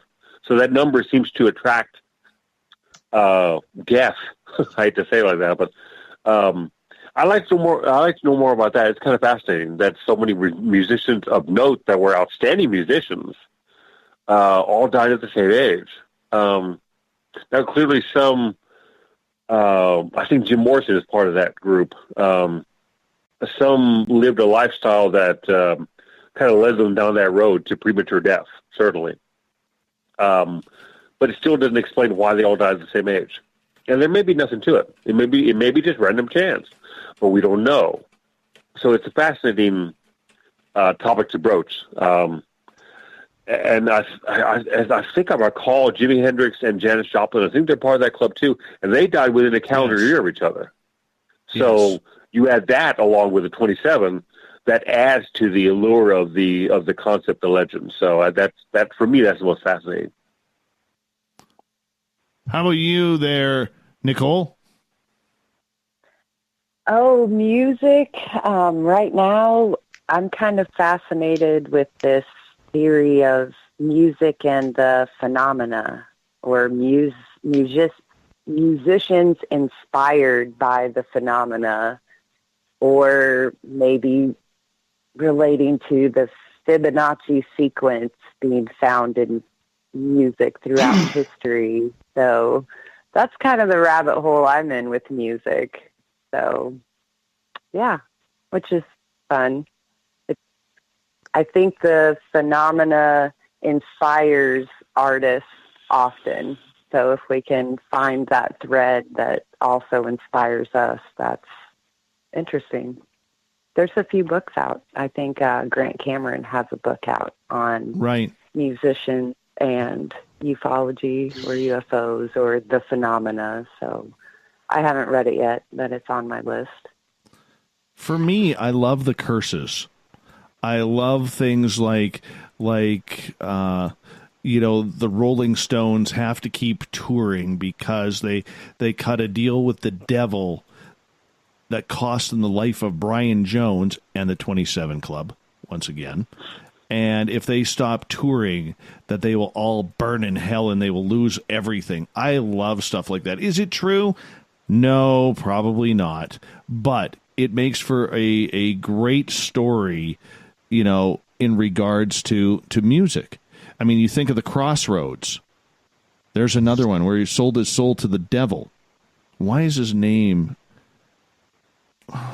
escaping me right now? Robinson. I'll have to check it out. But, I mean, the one photo of him that is known in existence, if you look on the curtain, there looks to be the face of a devil staring at him in the one and only photo of him.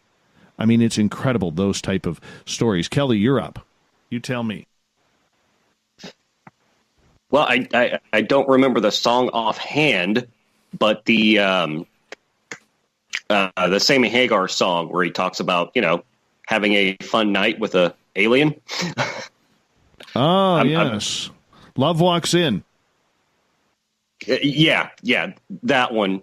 And the guy you're thinking of is, I believe, Johnson. Yeah, that's his last name. Robert Johnson. Robert Johnson, that's it.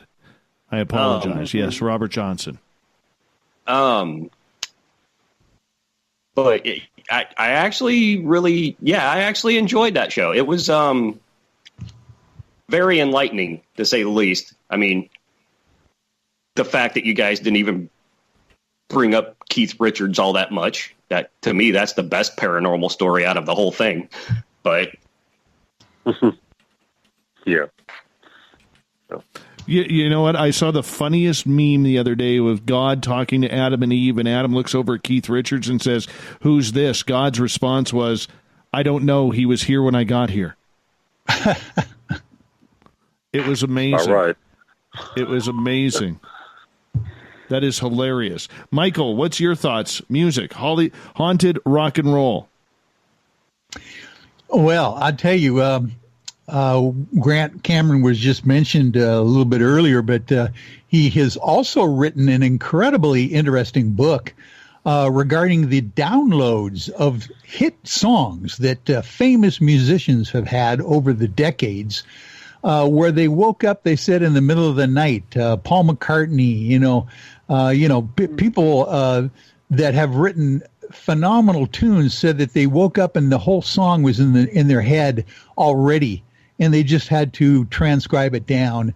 It's one of those books that is very interesting to kind of to listen to and to read, because he says that there is some kind of connection that some people have with the source, some kind of a outside source, outside their own thought process that is contacted, periodically, and then all of a sudden these songs seems like they have already been written, and all they're doing is transcribing, major hits that become, very popular to us. And so I think that's a fascinating issue, as well as where do these hit songs come from, if they're not coming from the talent necessarily of the writers. That's something to look into.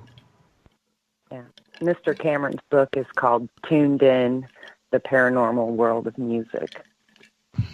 There you go. Amber, what's your thoughts? Do you even know? Hold on a second. At your age, do you even know what rock and roll is? Oh, stop it. I got to see Motley Crue before they stopped touring. No, I think I have to agree with the 27 Club. That one has always been a huge one for me, of something that's really interested me.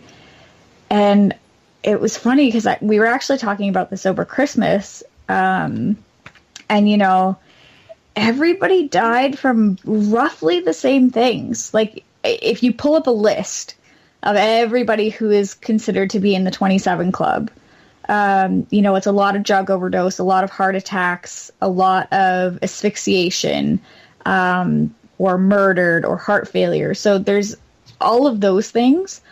But I think when we were talking about it, it really came down to like, well, what if everybody was just done with, you know, fame, fortune, and what have you, and they hired a hitman? Because, I mean, let's be realistic. There are hitmen out there. That is a job that people will make a living out of. So, you know, you don't want to really be in the limelight anymore. Why don't you hire a hitman to make it look like a suicide or a heart attack or a drug overdose or anything like that? And, you know, kind of get out of it that way. I don't know. It was a random thought that we had along with the 27 Club. I think that and songs with subliminal messaging in them also is one that I really find interesting. Play the song backwards and, you know, they speak about the devil. That's the real conspiracy in music right now, though, is how does Biggie Smalls get into the Rock and Roll Hall of Fame over Thin Lizzy, Motorhead, Judas Priest, Pat Benatar, Amen. Iron Maiden? Yeah, right. It's sinful. It is sinful. Yes, it is. Yeah, I agree totally. Before even Gordon Lightfoot. Exactly. I'm gonna stick up for Biggie. He was groundbreaking in his genre. So there you go. No disrespect. He's not rock and roll. Everybody will He's get their hip-hop. place. He's hip They'll get hop, their not place rock and roll. eventually. Hey, I'm not saying he was rock talented. and roll's roots come from somewhere else too. So it's all cyclical. Rock and roll came from jazz and other things. It came from the blues and all this. Yes, I know. Hip hop I comes know. from rock, and it's all tied together. We got either way, rock and roll now too. So it's either the same. way, they mash them together. Tim McGraw and what's his name? They did a song together. They're smashing them together. Do it. Rock and What's roll. the new one Hip with hop. Billy Ray Cyrus now too? Oh gosh! Please don't put that What? one in my head. Okay, we're moving on. The The minute you bring up Billy Ray, we are moving on because we have to have There's some form of crossovers. etiquette and standard in this topic of the SOR. I didn't say I Roundtable. liked him. Well, just in case you didn't, we They're all know line dancing to hip hop songs and doing hip hop dances too. You are of the age of Hannah Montana, so Dave, hit let's the just- dump button quick. I hear you. I hear you. All right. William, you at least agree with me on that one. Yes. Thank you. That's all I needed. All I needed. Victory is mine now. Victory is mine. I appreciate that. All right. Let's see. How much time do we got? We got about 9 minutes here 10 minutes before we got to go to break at the top of the hour. We're going to continue on here with the Paranormal Roundtable. And John Tenney was on the other night where we were talking about ET contact and the experiences about those from the past like Benny and Barty Hill to those who are going through it today. When you are researching, I mean, there is such a big difference, Michael, between UFOs and extraterrestrials. They are two majorly different topics. And I think we can all agree on that.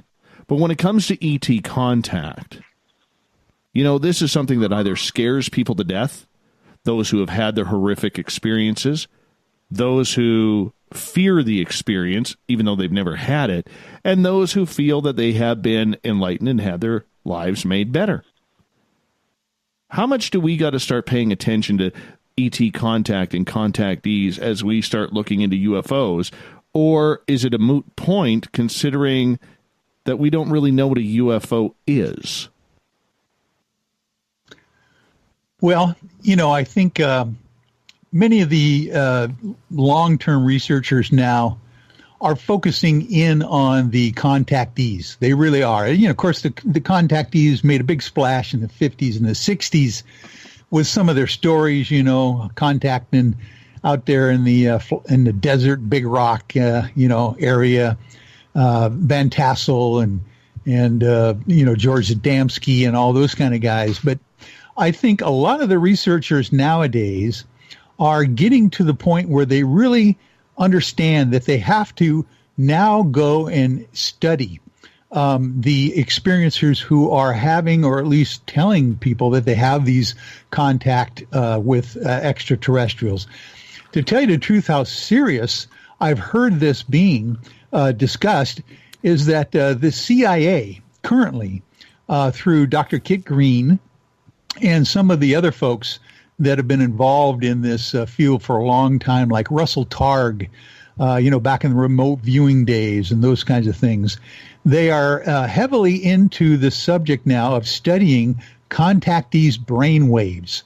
They have a theory that contactees have a signature of a brain wave that can be detected. And either there is a predisposition to having a contact with an extraterrestrial force because of this brain wave pattern, or the people that are having contact are tweaked on board when they're having these abduction experiences, and then their brain waves are changed a bit.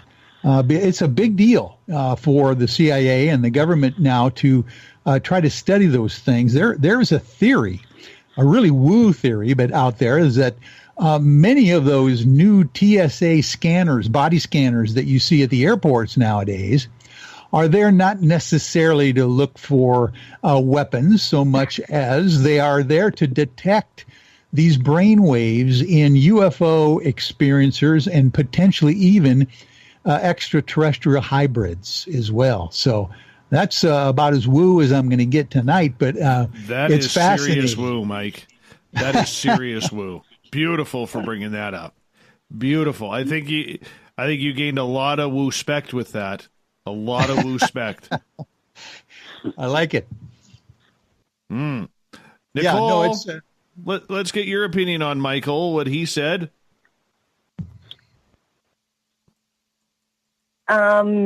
Yes, there is some interesting work currently being done, not only by our government, but in certain aspects in the field of consciousness, like at Stanford University, they're doing an ongoing study on lucid dreams.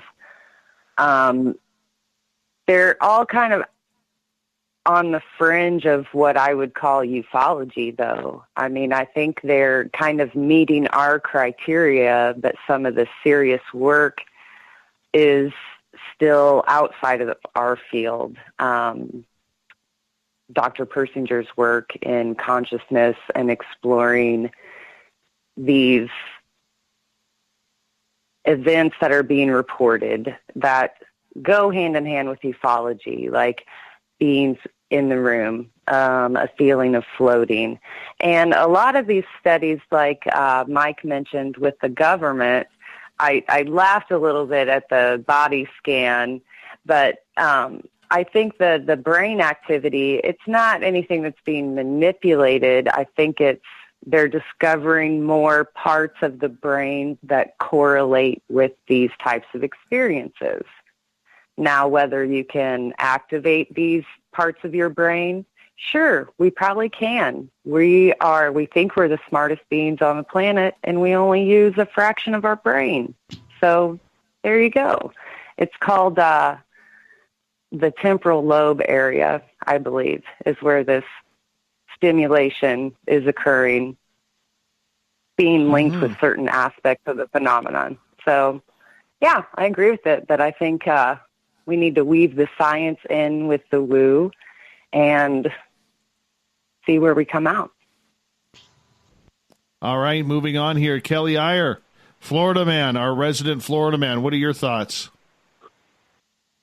I would have to agree with Nicole on this one. I mean, a lot of it is just like what we were talking about earlier, where, excuse me, everybody was talking about how everything is connected.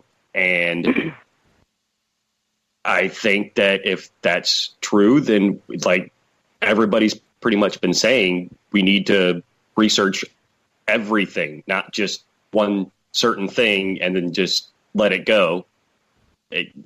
Basically, yeah, I agree with Nicole. Thank you. Sure.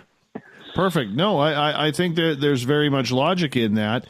And I want to take this over to Amber Bekkerud from Cryptid Tales. Amber, what's your thoughts in regards to what Nicole is saying? Should we continue on with it? Do we have to press for the scientific side? I concur. No, I think she said that beautifully. The few people that I've had the chance to sit down and talk to who have had, lucid dreams and felt all of those feelings and had contact with extraterrestrials or anything like that, it's a whole nother planet to me. Pun intended, but I think being able to bring in more science and more scientific value to it, as well as the actual accounts and feelings, is going to be a really good thing. I think we need to start balancing out the woo and the science, like she said. William, you get the final say. I agree with the last three comments wholeheartedly, especially what Kelly mentioned. Kelly mentioned that we need to have like a more all-encompassing approach to investigations. Agreed. We have to attack it from all sides. We can't just attack it with science or with the woo or what have you. We don't know what's going on. We don't know. We have ideas and theories, but we don't know. Therefore, we need to leave no stone unturned. And Dave, you said logic. You said logic on the air. I like that. Use some critical thinking. And yeah, science doesn't explain everything, but some conglomerations, all the approaches have value. All the approaches can bear some fruit. So we should use all of them to explore what's going on and find out what's going on. Michael mentioned the Contact E cases back in the 50s and 60s. Those claims have been kind of debunked to a point. Because what they claimed, they landed on Venus and Mars, and landing on Venus is not going to happen. But today it's different. Today people are experiencing and telling us about anomalous experiences they can't explain. And there's no sign of hoaxing. Therefore, we need to explain the data. We need to explain what's going on. And an all-encompassing approach to the problem makes sense. It's logical. It's illogical. Any other way is illogical. We need to use all of our tools to take a look at this and see what's happening. If anything, from a personal standpoint, the experiencers deserve that. They deserve to know what's going on, so they know they're not going crazy. They deserve to have some answers as to what's really going on in their lives, because it's a personal thing to them. Definitely it is. Definitely it is. Guys, I'm going to get you to hold on here because I think we are about to go to break here at the top of the hour. Yes, we are. And we're going to continue the Paranormal Roundtable in hour 3 coming on up right after this. We're going to get into Bigfoot. Why not? Oh, yeah. Oh, yes. Let's do it. Let's drop the gloves. I think Nicole and I are going to drop the gloves on the Paranormal Roundtable talking Bigfoot. Nicole Sasquatch and I, we're going to do it right after this. Hour 3 comes up on Spaced Out Radio next.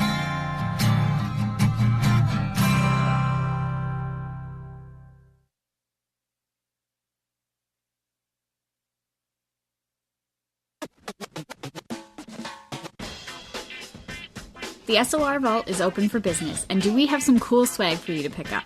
All you have to do is head over to our website and click on the SOR Vault. You have a variety of cool logos to choose from, and put them on anything you want. T-shirts, hoodies, hats, coffee mugs, you name it, we can get it to you. So do your shopping by supporting the store you love. Get your Spaced Out Radio swag at the SOR Vault today.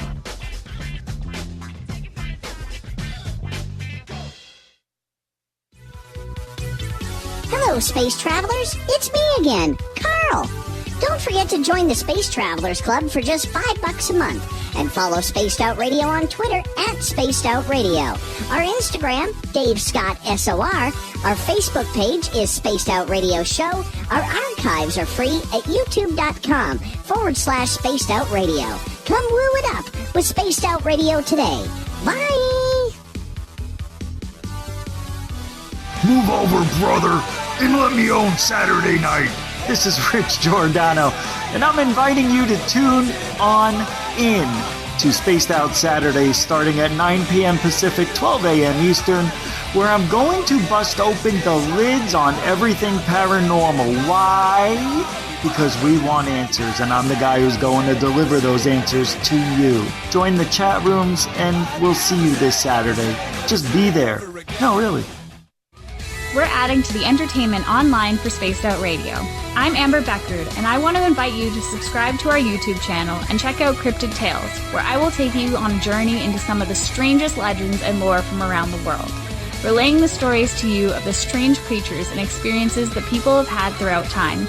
You can find Cryptid Tales at youtube.com/Spaced Out Radio, and while you're there, don't forget to check out our free archives and leave a comment. See you there. A little bit of science, a little bit of skepticism. Add a dash of snark and you have the makings of Spaced Out Sundays with me, Everett Thieme. Together we will look into the reality of the paranormal with an open eye and rational thought. Oh, did I mention there'll be plenty of woo as well?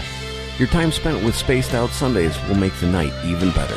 The chat rooms are open, 9:06 p.m. Pacific, 12:06 a.m. Eastern, right here at spacedoutradio.com. I'm feeling a little spicy tonight. What to do? What to do? Why not get Bumblefuck? 4 million Scoville units of pure hard rock. Bumblefoot hot sauces come in 3 flavors. The burning Bumble. Tone it down a bit with Bumblicious and throw the sauce on everything. Spice it up. Bumble me, baby. Bumblefoot hot sauce. Get it today at kajans.com. We all know on Spaced Out Radio we love a good beard and mustache, so why not take care of your facial hair with Mighty Moose Beard Oil? Made in Canada, we're taking care of beards and stashes around the world. We use 100% natural ingredients with our oils and balms to make your whiskers feel silky smooth. Use promo code SOR2019 at MightyMooseBeard.com today.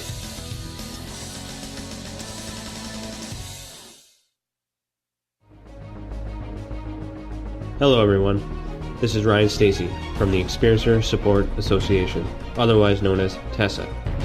We're glad to team up with Spaced Out Radio to help investigate your experiences on the SOR Sightlines Report.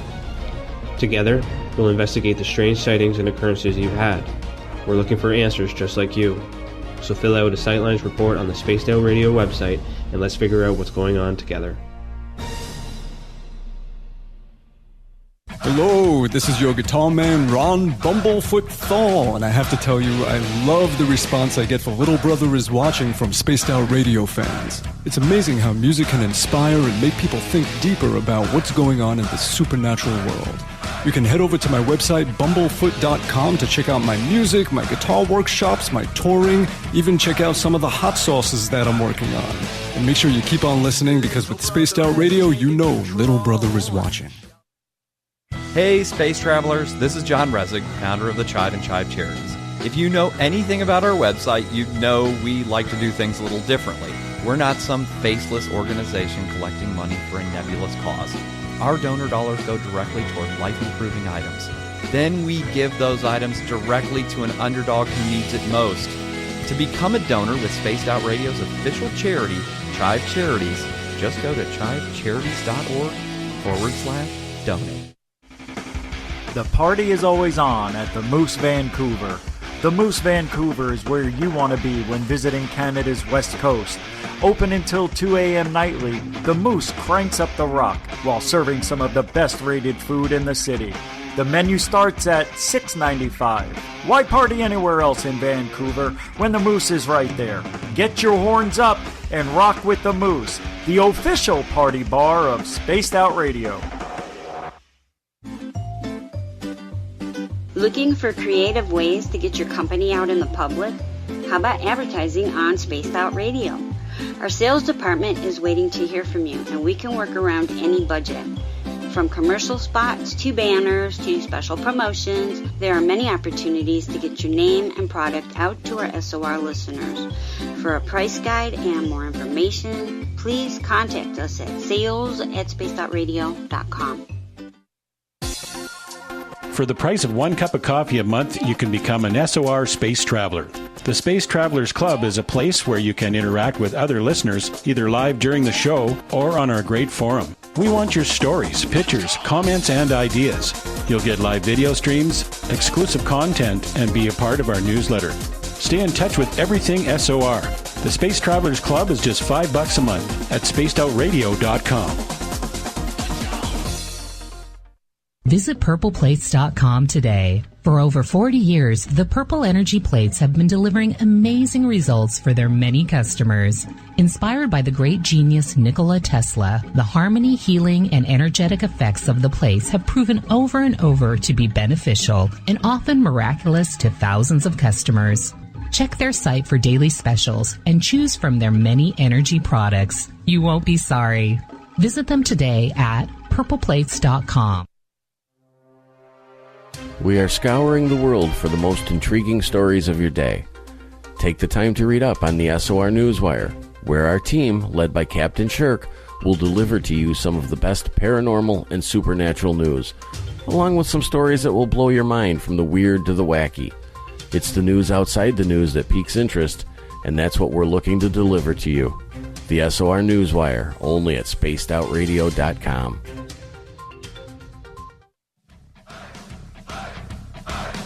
Would you like to connect with us? Head to spacedoutradio.com for all your latest show info. Now, back to Dave Scott and SOR. Welcome back to the third and final hour of Spaced Out Radio. Tonight, I am your host, Dave Scott. Thank you so much for joining us.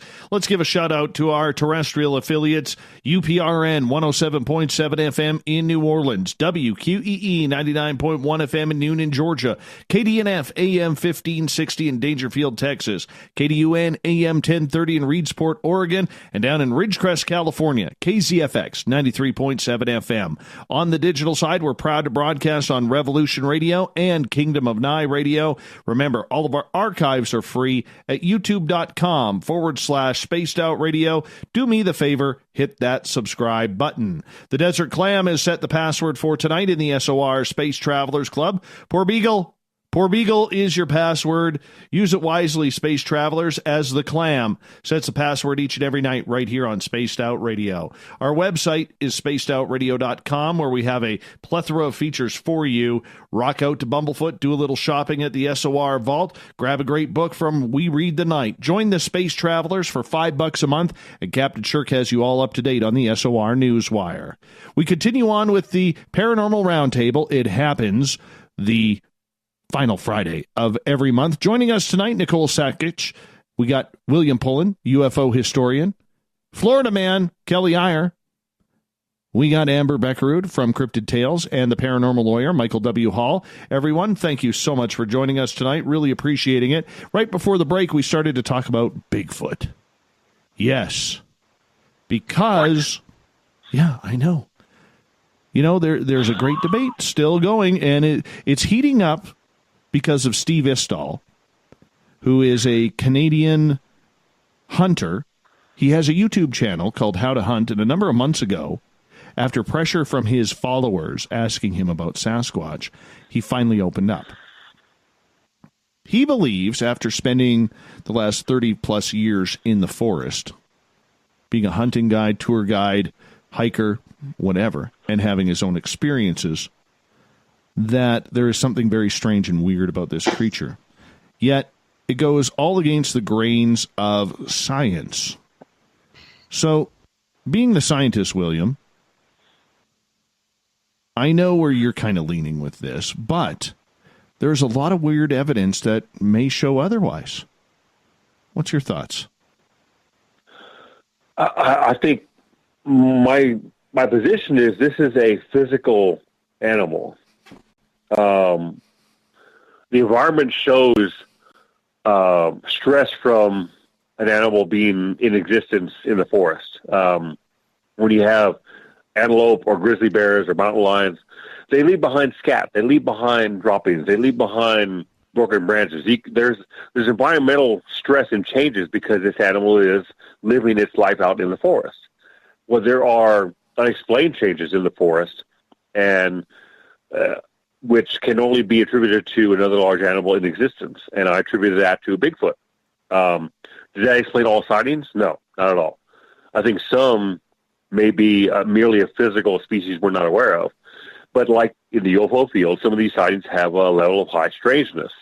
So there may be something else going on there. I don't know what, but there may be something slightly more paranormal, a little more woo than just a warm-blooded hominid walking around. The data seems to suggest that. And you have individuals that are extremely well acquainted with the surroundings. They live their lives out in the backwoods. They're aware of what does and doesn't go on in the forest. So they're reporting things that are out of the ordinary. They're reporting things that are anomalous. And that begs for an explanation. Because, again, they're familiar with these surroundings. When something out of the ordinary happens, that's a very credible claim. This isn't someone who lives in downtown Chicago and goes hiking in the woods of Canada on a whim during a vacation. This is somebody who's intimately involved with the forest and knows what's going on and is reporting something out of the ordinary that begs for an investigation. So it's a fascinating subject. One of the reasons why I wanted to bring this up is, for those who may not know, I'm actually in the process of writing my autobiography. I've had too many people ask me to do it over the last couple of years. I actually started it a year ago and then just lost the urge to write. But recently I have had that urge, and I brought up my own Sasquatch encounter today as I wrote it today. And I still, don't know what we're dealing with. I am leaning towards more supernatural, almost like a creature that can slip into the supernatural, however, is a physical being at the same time because of what I experienced, what other people have experienced, what First Nations people claim to have experienced as well. This is the great debate. Now, I'm not like some of those Eastern Washington state people who believe Sasquatch are people too and probably deserve the right to vote. I'm not like that. That takes it a little bit too far. But Amber, as we bring you in on this conversation, there are a lot of people having strange experiences that do not correlate with the scientific method when it comes to this creature. So as a cryptid researcher, what's your opinion on this? Yeah, I mean, when it comes to Bigfoot, and I mean, we've had this conversation a little bit just from, where I grew up and being in the Yukon and, the Yukon and British Columbia, very much Bigfoot country, really, for Canada anyway. I don't really hear about Bigfoot sightings here in Newfoundland. So I grew up with Bigfoot culture and, sightings. I remember one of the very earliest ones I ever heard was that somebody a few people actually watched a Bigfoot walk across the highway in front of them. And I mean, in the Yukon during the summer, it's 24 hours of daylight. When you're seeing something walking across the highway that is not a bear, a moose, a caribou, or anything like that. And in the Yukon, our population is very high percentage of First Nations. So they know what they're seeing in the bush when they see it. And, to stand there and say for, certain and without a shadow of a doubt that this was Bigfoot is huge. But again, same thing. They leave a little bit of evidence behind, maybe a footprint or what have you, but then they disappear without a trace. So I'm in the same boat as you, Dave, with, I think it does exist as a very physical creature at points, but can slip into that other supernatural realm or dimension to avoid being seen or avoid being caught. Because I've had experiences myself. I've had experiences where I've, been out in the bush, and I grew up hunting and fishing and living off the land and doing all of those things. So I know when I'm being stalked by a bear. I've heard a moose coming through the bush at me. I know those sounds. I know what to do and how to assess my surroundings. But when you hear banging on trees or, yells that don't correlate with any animals that should be in the area, you really have to start thinking about what it is that may not actually be an animal that we encounter every day of our lives. Florida man, your thoughts? I'm basically with William on this. I think he's a obviously everybody believes he's flesh and blood, but I think that it's an extremely intelligent creature. Maybe he could be alien or from another universe or what have you.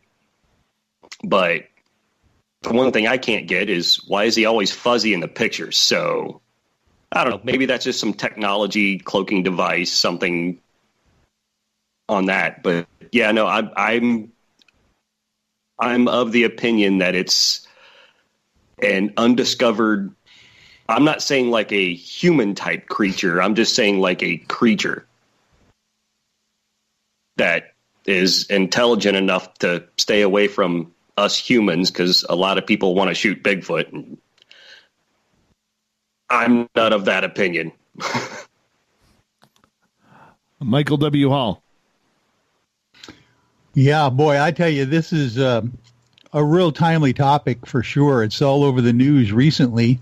I remember when Steve Isdall did his little video just a couple days ago, I think it was. And I saw that as well. I thought I was very impressed with him coming out talking about how serious this subject is. He went out and named by name some of the major researchers in the area that have been doing this for a long time, that are about ready to come up with some earth-shattering information, I believe. And one of them was Ron Moorhead, he mentioned in that video. That was kind of cool.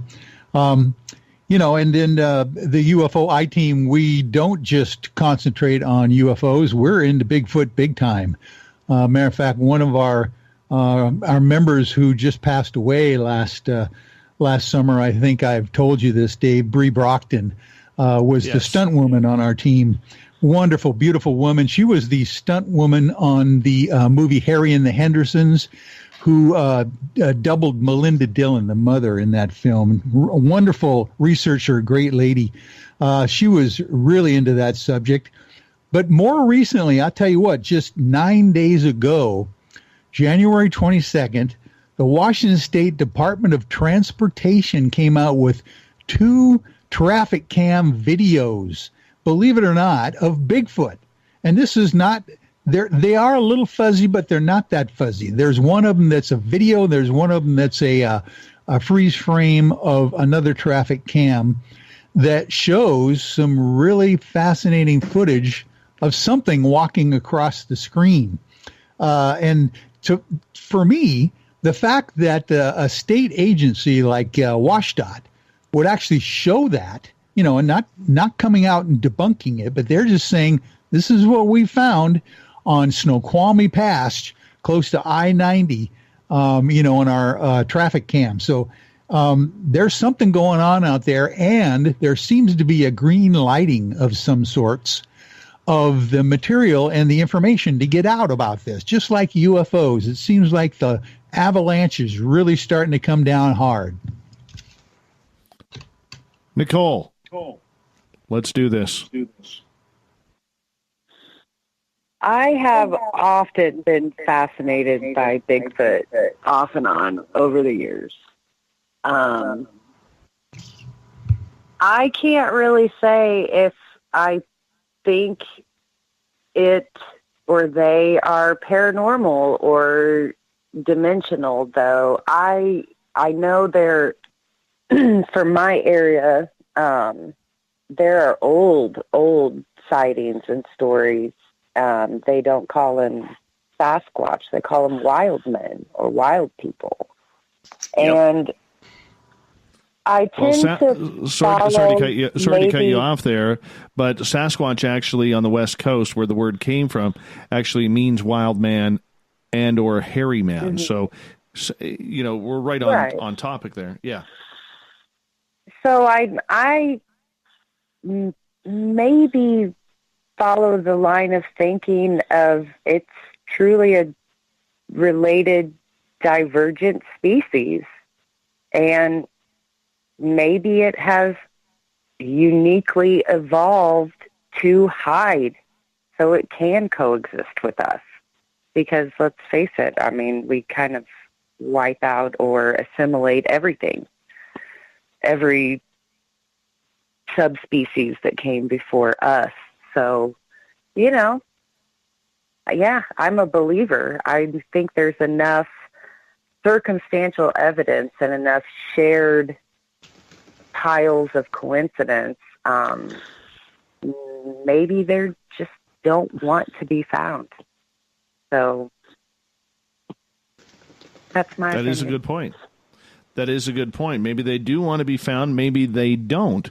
But that doesn't explain a lot of the experiences people claim to have had, even with evidence. There's photographic evidence of, Yeti tracks, I believe, from the Himalayas, where the tracks just stop in the snow.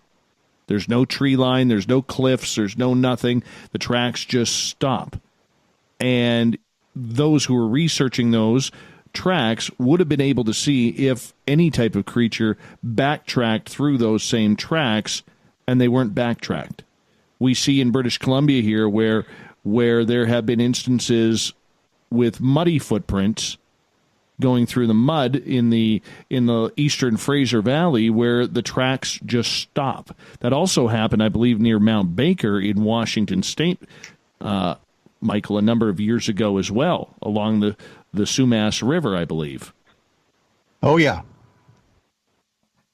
So, and I mentioned Michael because he is in Washington State. And that's what trips me about it. The pixelation that I saw right before me and my friends were roared at. I mean, that is something that's straight out of a sci-fi book. And that's what's not really understandable about it, about this entire thing. And I just, wish that the community would be more open-minded about the research. Whether you believe it's related to Gigantopithecus, or it's the North American great ape, or you believe there is something supernatural, really doesn't matter. I'm sure you guys as a panel would agree that no matter what it is, trying to solve this riddle, this mystery of Sasquatch, by using opinion rather than science is never going to work. Agreed. Yep. So that leads to another topic, as we got about 5 minutes before we got to go to break at the bottom of the hour. William, I'll start with you on this one. Why in this, and I realize it happens in everything. It happens in sports, it happens in politics, but especially when in the paranormal, where we're all urging for credibility. We're all yearning for people to believe us. Why do we try to push more opinion as scientific fact than anywhere else? I don't know. I like my position as a non-experiencer. I've never experienced anything anomalous. So I'm not looking for validation from my sighting. I've never had one. I just look at the data, and I remind myself, the great Kevin Randall always says, look at the data dispassionately, objectively, as if you're looking from it from afar. Don't have any preconceived notions. Don't have any biases. Just look at the data and go where it takes you. And use a little woo, a little imagination, along with science, and it gets you where you want to go. But you're right. A lot of individuals want to get some credibility. They want their 50 minutes of fame. They want validation of their sighting or their belief structure. And And yeah, I guess that's human nature. But at the same time, we can't be, as investigators, we can't be professionally sloppy and assume every sighting is valid or every experience is valid. Some aren't. People do hoax things. People do misidentify things. I mean, every reputable researcher in the UFO field knows that 90 to 95% of UFO sightings are mundane. So a very small percentage are unidentified. How many of those are actually alien or truly anomalous? We don't know. And what the percentages are with the other paranormal fields, I don't know. Now, I don't want to make an uninformed statement. But we just need to look at the data, talk to experiencers, talk to witnesses, and go from there instead of having some idea or having a motivation that's not objective. We shouldn't be in here to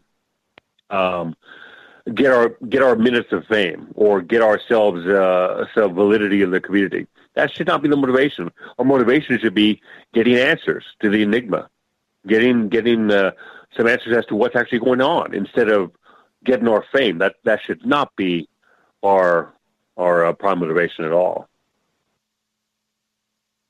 Anybody else like to comment on that as we got about 2.5 minutes? Well, I guess something to throw in there a little bit about the scientific study of this field as well with Dr. Melba Ketchum. She has just done some groundbreaking studies on the DNA samples that have been found regarding Bigfoot. The bottom line is she believes that the mitochondrial DNA, the DNA from the mother, is from a human, or at least has some human DNA in it. But the unknown portion of the DNA is from the father at this point. So it's very possible these things are the hybrids that they've been talking about of humans and, some other cryptid out there. So I think that's about as close as you're going to get to scientific corroboration of something anomalous when you deal with a person like Dr. Ketchum, who, by the way, was just raked through the coals with her career because of her findings. But she stuck to her guns, and fortunately, she is coming back now stronger than ever with this same peer-reviewed information that needs to be studied further. I think it does too. That's a great, Michael. That's an outstanding comment. Peer-reviewed. It has to be a consensus. It can't be one researcher's opinion. It has to be a consensus of researchers. That carries a lot more weight as opposed to just one researcher having a theory, someone else having a different theory.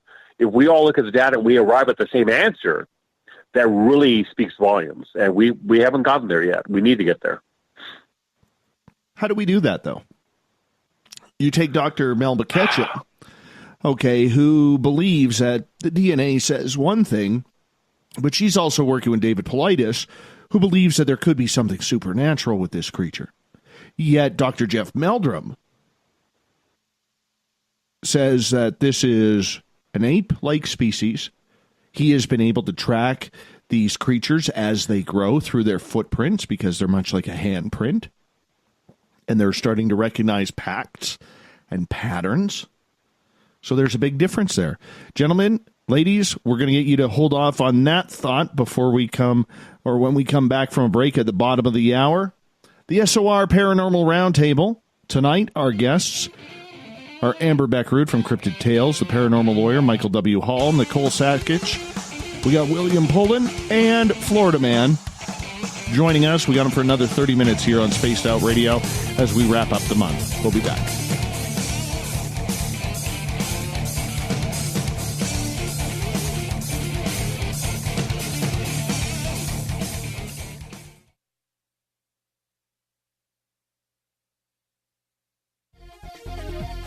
Hello, space travelers. It's me again, Carl.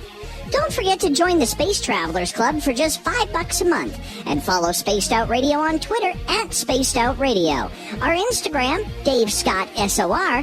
Our Facebook page is Spaced Out Radio Show. Our archives are free at youtube.com/Spaced Out Radio. Come woo it up with Spaced Out Radio today. Bye!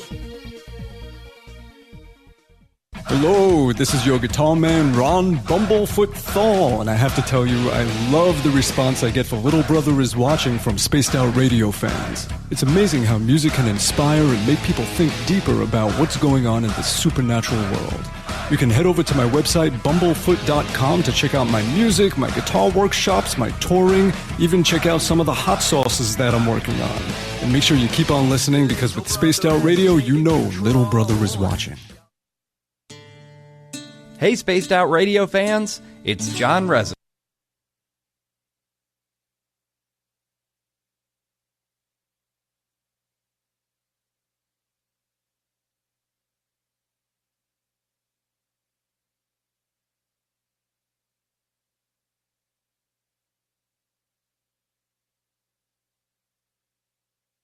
At chivecharities.org and become a donor today.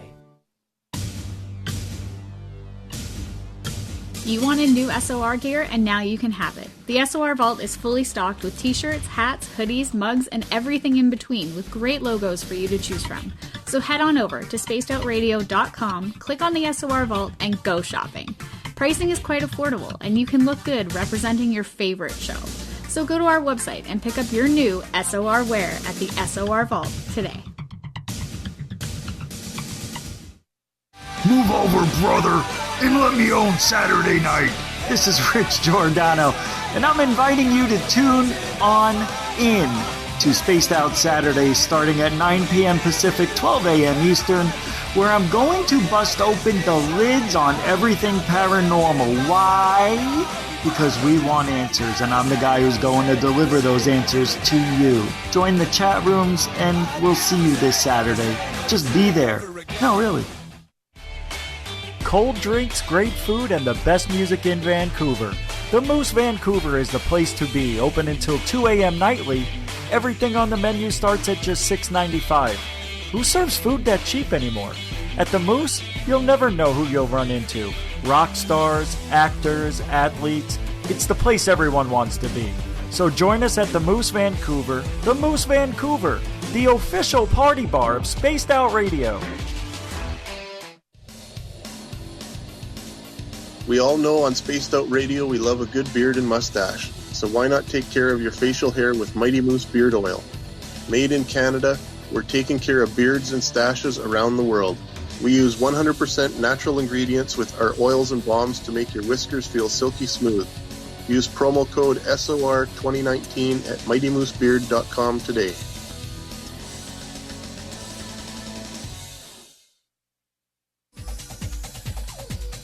Hey everybody, the SOR Space Travelers is open. For just $5 a month, you can hang out with Dave and our crew privately in our members-only section. With your signing, you'll receive newsletters on what's going on with Spaced Out Radio. You'll have direct contact with the host during the show in our chat, live streaming videos, and a great forum for your posts and more.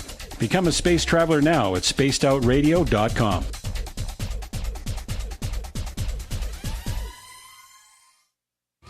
We're adding to the entertainment online for Spaced Out Radio.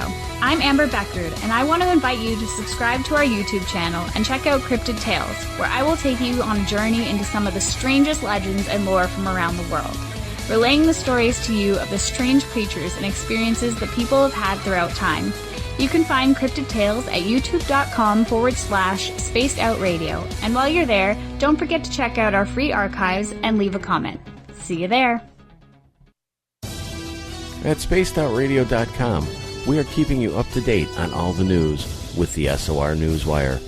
Captain Shirk leads the team that is bringing you the news of the day and exclusive stories on everything paranormal and supernatural. It's free to read, it's updated daily, and it's right there for you. The SOR Newswire is a one-stop shop for the news of the day. Check it out at spacedoutradio.com today. If you like it hot, real hot, then heat up your meals with Bumblefoot hot sauce. Get your Bumblefoot hot sauce today. The sauce, Bumblicious, and the 4 million Scoville unit Bumble. We're going in hot, real hot, coming out even hotter. Keep the milk nearby and tantalize your taste buds tonight. Bumblefoot hot sauce, available now at kajans.com. A little bit of science, a little bit of skepticism. Add a dash of snark and you have the makings of Spaced Out Sundays with me, Everett Thiener. Together we will look into the reality of the paranormal with an open eye and rational thought. Oh, did I mention there'll be plenty of woo as well? Your time spent with Spaced Out Sundays will make the night even better. The chat rooms are open, 9:06 p.m. Pacific, 12:06 a.m. Eastern, right here at spacedoutradio.com. Are you looking for great advertising value for your company? Look no further than Spaced Out Radio.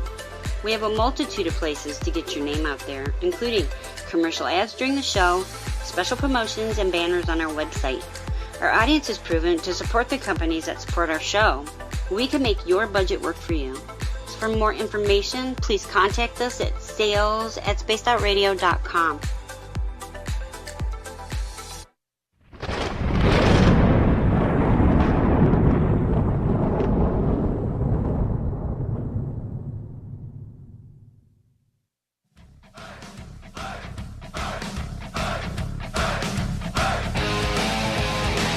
We've rounded third. We're heading for home tonight on Spaced Out Radio. I am your host, Dave Scott, sitting in the captain's chair of SOR headquarters. Thank you so much for joining us.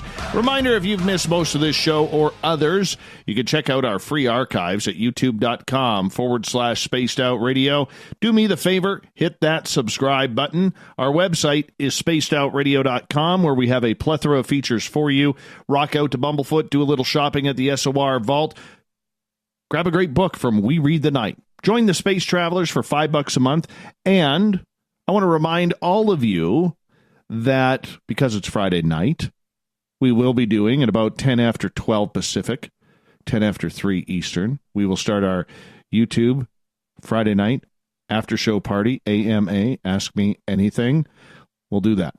So we'll have some fun with that right after the show. So make sure you tune in on our YouTube channel, youtube.com/Spaced Out Radio. For the final time tonight, to introduce the panel, we have UFO historian William Pullin. We have one of his fellow researchers, Nicole Sakach, who has been on the last couple of Reality Paranormals. She's got nice teeth. She's never played hockey, you can tell. We have Florida man Kelly Eyer. We have Amber Bekkerud from Cryptid Tales and the paranormal lawyer, Michael W. Hall out of Washington State. And we're talking Bigfoot still because we love this topic.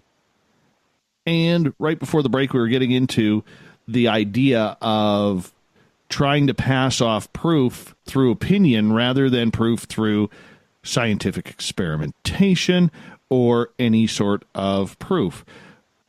And William, I was asking you right before the break in regards to the idea that a lot of times when we have purported evidence, like Michael said with Dr. Melba Ketchum, Dr. Jeff Meldrum, we are seeing patterns, but is the line so divisive right now that it's just getting a little ridiculous that maybe there are certain pieces of evidence we are completely ignoring because it doesn't fit our thought process, our own personal opinions?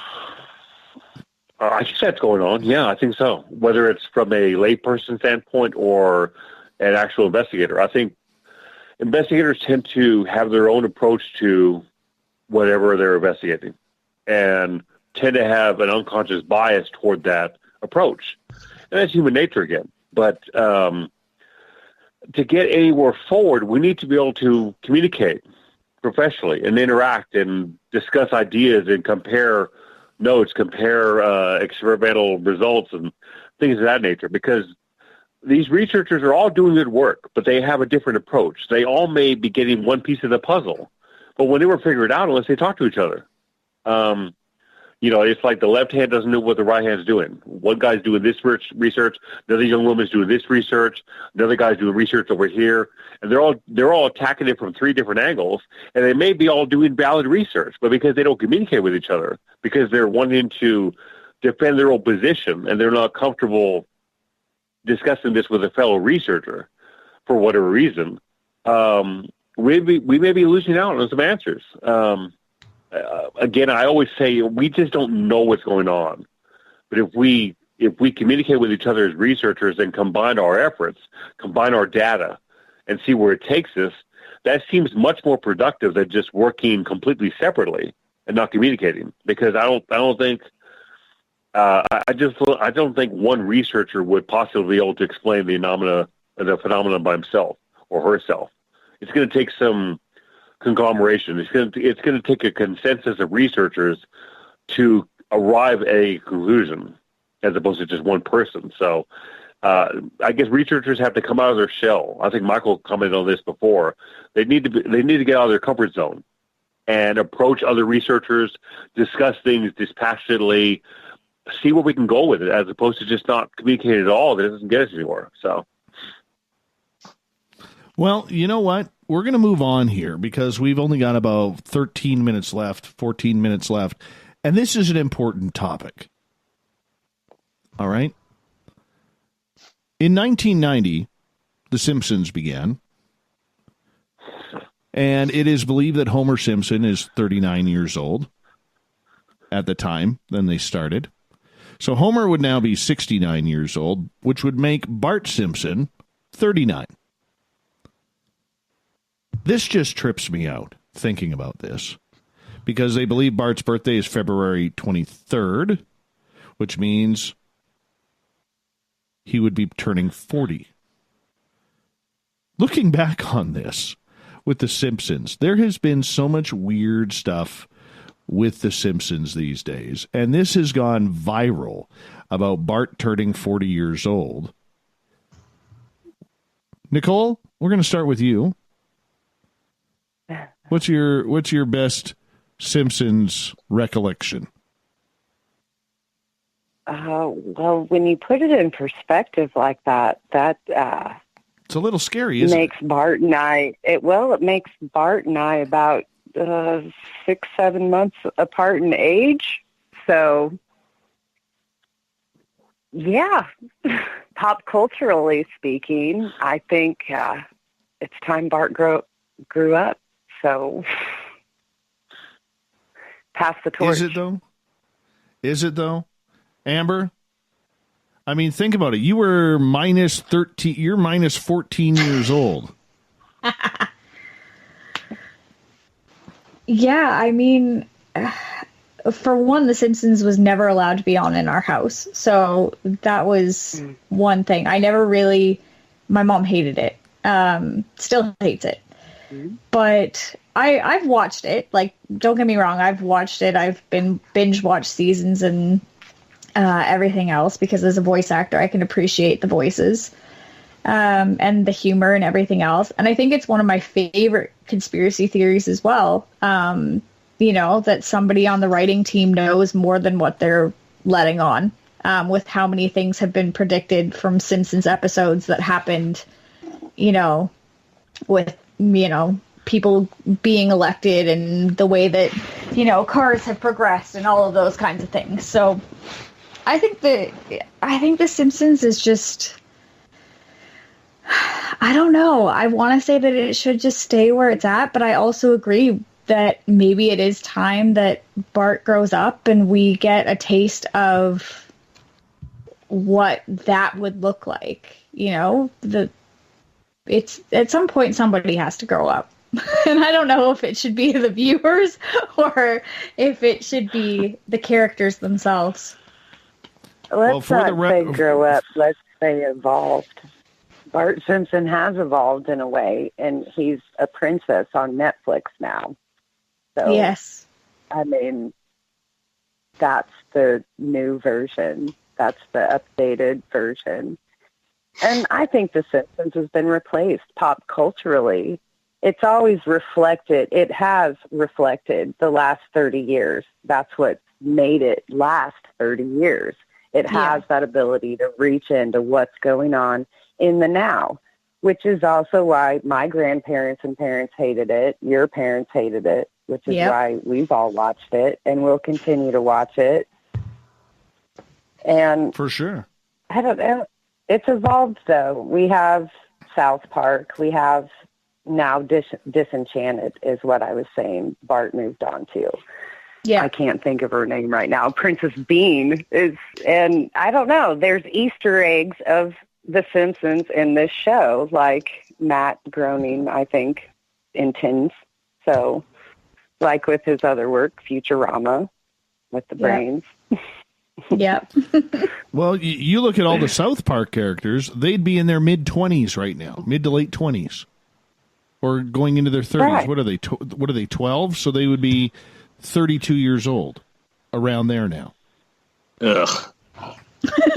Yeah. I think the question is, do these characters reflect the youth of today? Because what we saw in these characters growing up, do the millennials relate? I don't know. Amber?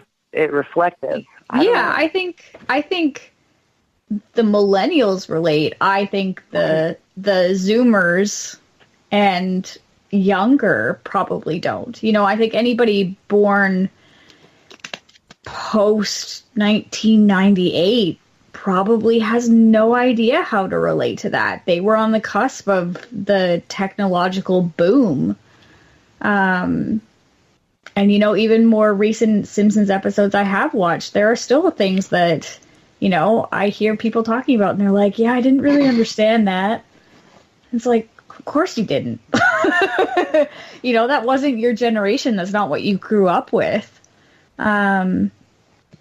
So I think, yeah, like I think to a degree millennials will still relate to it, but yeah, there are all of those things. Like you said, disenchantment is now a big thing that people relate to. But they go back and look at things like Futurama or anything like that, and they probably kind of tilt their head at it, being like, what is this humor? My goodness. Goodness.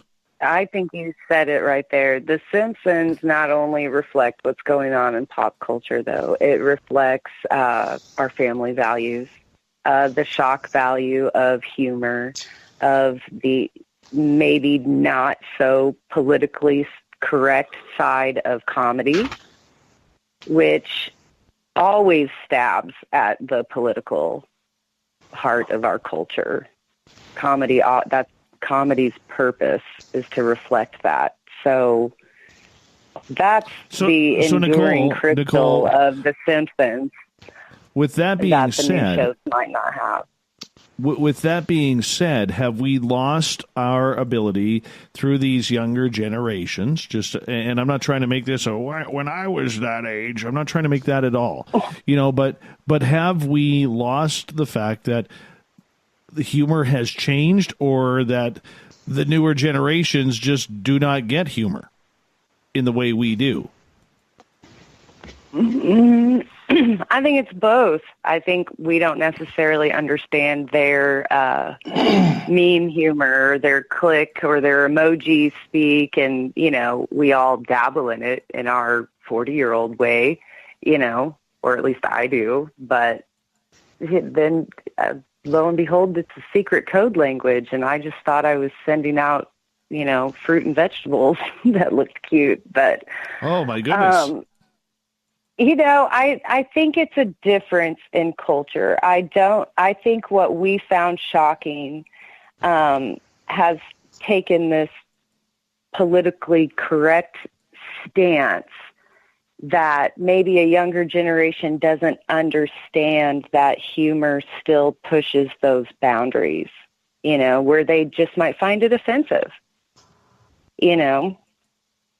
So could very well be. I kind of thought comedy blankets everybody evenly. Nobody's safe. And maybe that's what the youngest generation doesn't get, because, yeah, you can't make fun of everybody and hold hands with everybody at the same time. You know, it's kind of that thing. We're all supposed to be nice. You know, you don't make fun of people. Humor has that jab of hurting feelings that goes along with it too, but that's where the truth is found in it. So I'm done. I'll wrap it up. All right. Florida man, what's your thoughts? Yeah, I'm still older than that. I'm still older than Bart. Jeez Louise. I just turned 42 this week. But anyways, I would have to agree with Nicole. Like, when we get into this day and age, and like with my family, we're always taking jabs at each other. And if we're not, it seems like somebody's mad at somebody if we're not taking those small little snarky jabs at each other. And I think that has been lost on the next generation of people. And I could be wrong, but it's just what I've been seeing, a lot of it. Like, comedy isn't just knock jokes. It's supposed to be something to not only make you laugh, but make you think. Like, if you actually really look at some of these jokes that most people would deem offensive, it's actually making you think about it to say, oh, okay, that is offensive, so maybe I shouldn't say that to somebody. Or, some people will take it as, oh, maybe I think that's funny, I'm going to say that to my friend. And then they offend their friend when they say it because it's taken out of context. And I think that's a lot of what we have today, is people just taking things way out of context. Very true. Very true on that. I even see it on a personal level. I even see it like when I'm at the hockey arena. I'm an old school hockey guy. All right. My son falls on the ice. I let the coaches do the job. If my son looks at me, I kind of give him a signal, get your butt off the ice. Like, there's no mercy. That's the way I was taught hockey. That's the way everybody around me was taught hockey, and I don't understand this pussyfooting around. There's a manhood that goes along with it. I don't even know if we're allowed to say that anymore, but there is something that goes along with that. And The Simpsons, hard to say, hard to believe, but apparently that there are people that just don't get them anymore or don't want to get them. Michael, your thoughts? Oh, man, I was just fantasizing about a new Simpsons reboot, series. And the reason that brought this up to me, I think we all saw one of the most amazing Christmas commercials of all time this last holiday season, when E.T. comes back home to Elliot's house. And Elliot's now in his 40s, and he's got his own family, and introduces him to his son, who is now the same age that Elliot was when he first met E.T. in the film. Wouldn't it be weird to see Bart Simpson now as a 40-year-old father and husband and whatever kids he would have in a new series with the new comedy? The younger kids comedy that are just, coming into their own now as, teenagers and 20-year-old, consumers. That would be an interesting series to see. I don't know that you can, recreate something like that, but I just thought that commercial for Christmas was an awesome thing. Why not do it for a series? That would be kind of cool. I'd even like to see an ET reboot after that commercial. See, as we got to start wrapping things up because we only got a couple minutes left. That's one thing that really sucks about being in Canada, and Amber can attest to this. You Americans get the best commercials. Like, your companies and always people who advertise, you guys get, the commercials actually have some merit and some good stuff to them. Our commercials here in Canada suck. They really do suck. They're very little creativity. You get the Super Bowl commercials, don't you? I mean, that's coming up in a couple days. You don't get those? We don't. No. Oh, no. No. Not unless you watch the channel. Yeah, you have to grab the American feed, which the cable companies here have actually started charging more money for. So that way, if you want the Canadian feed with the Canadian commercials, then you got to pay. You got to you pay one price, and then if you want the American commercials, you got to pay the other. Yeah, it sucks up here. Our commercials are terrible. Whoever does commercials for Canadian television, they have never found anything funny in their life. Ever. I'm sad now. I'm sad for Canada now. Oh, we are. Believe it or not, many Canadians actually hate Super Bowl weekend for the sake that we know, not because of the game, but because we are going to get absolute terrible commercials this weekend. And it sucks. And you have no idea the pain that we feel. And that's where we got to start to wrap. That's where we got to start to wrap up January, my friends. I want to say thank you, Michael W. Hall, the paranormal lawyer, William Pullin, the UFO historian, Nicole for sakaching me in hour number 2. And we also have Florida Man and Amber Bekkerud from Cryptid Tales on our YouTube channel. We got some big things coming up. Don't forget, in about 5-10 minutes, I'm going to go live on our YouTube channel for our Friday night Spaced Out Radio SOR after party. Ask me anything. I'd love for you guys to join us. It's all free. It's all free. So come hang out with us. We would appreciate it. Thank you, guys. What a great show.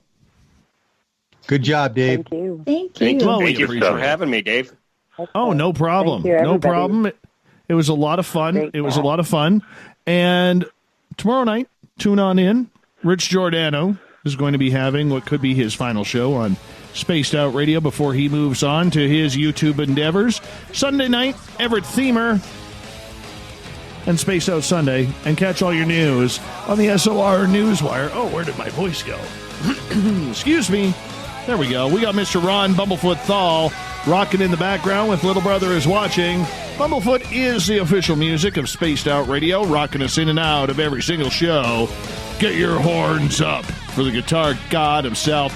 Special thanks to everybody listening in this week at home, at work, in your cars, wherever you may be, especially those in our chat rooms on LGAB, Revolution Radio, Spreaker, Facebook, the SOR Space Travelers Club on our website, and all the snarkers and snarkettes at hashtag Spaced Out Radio on Twitter.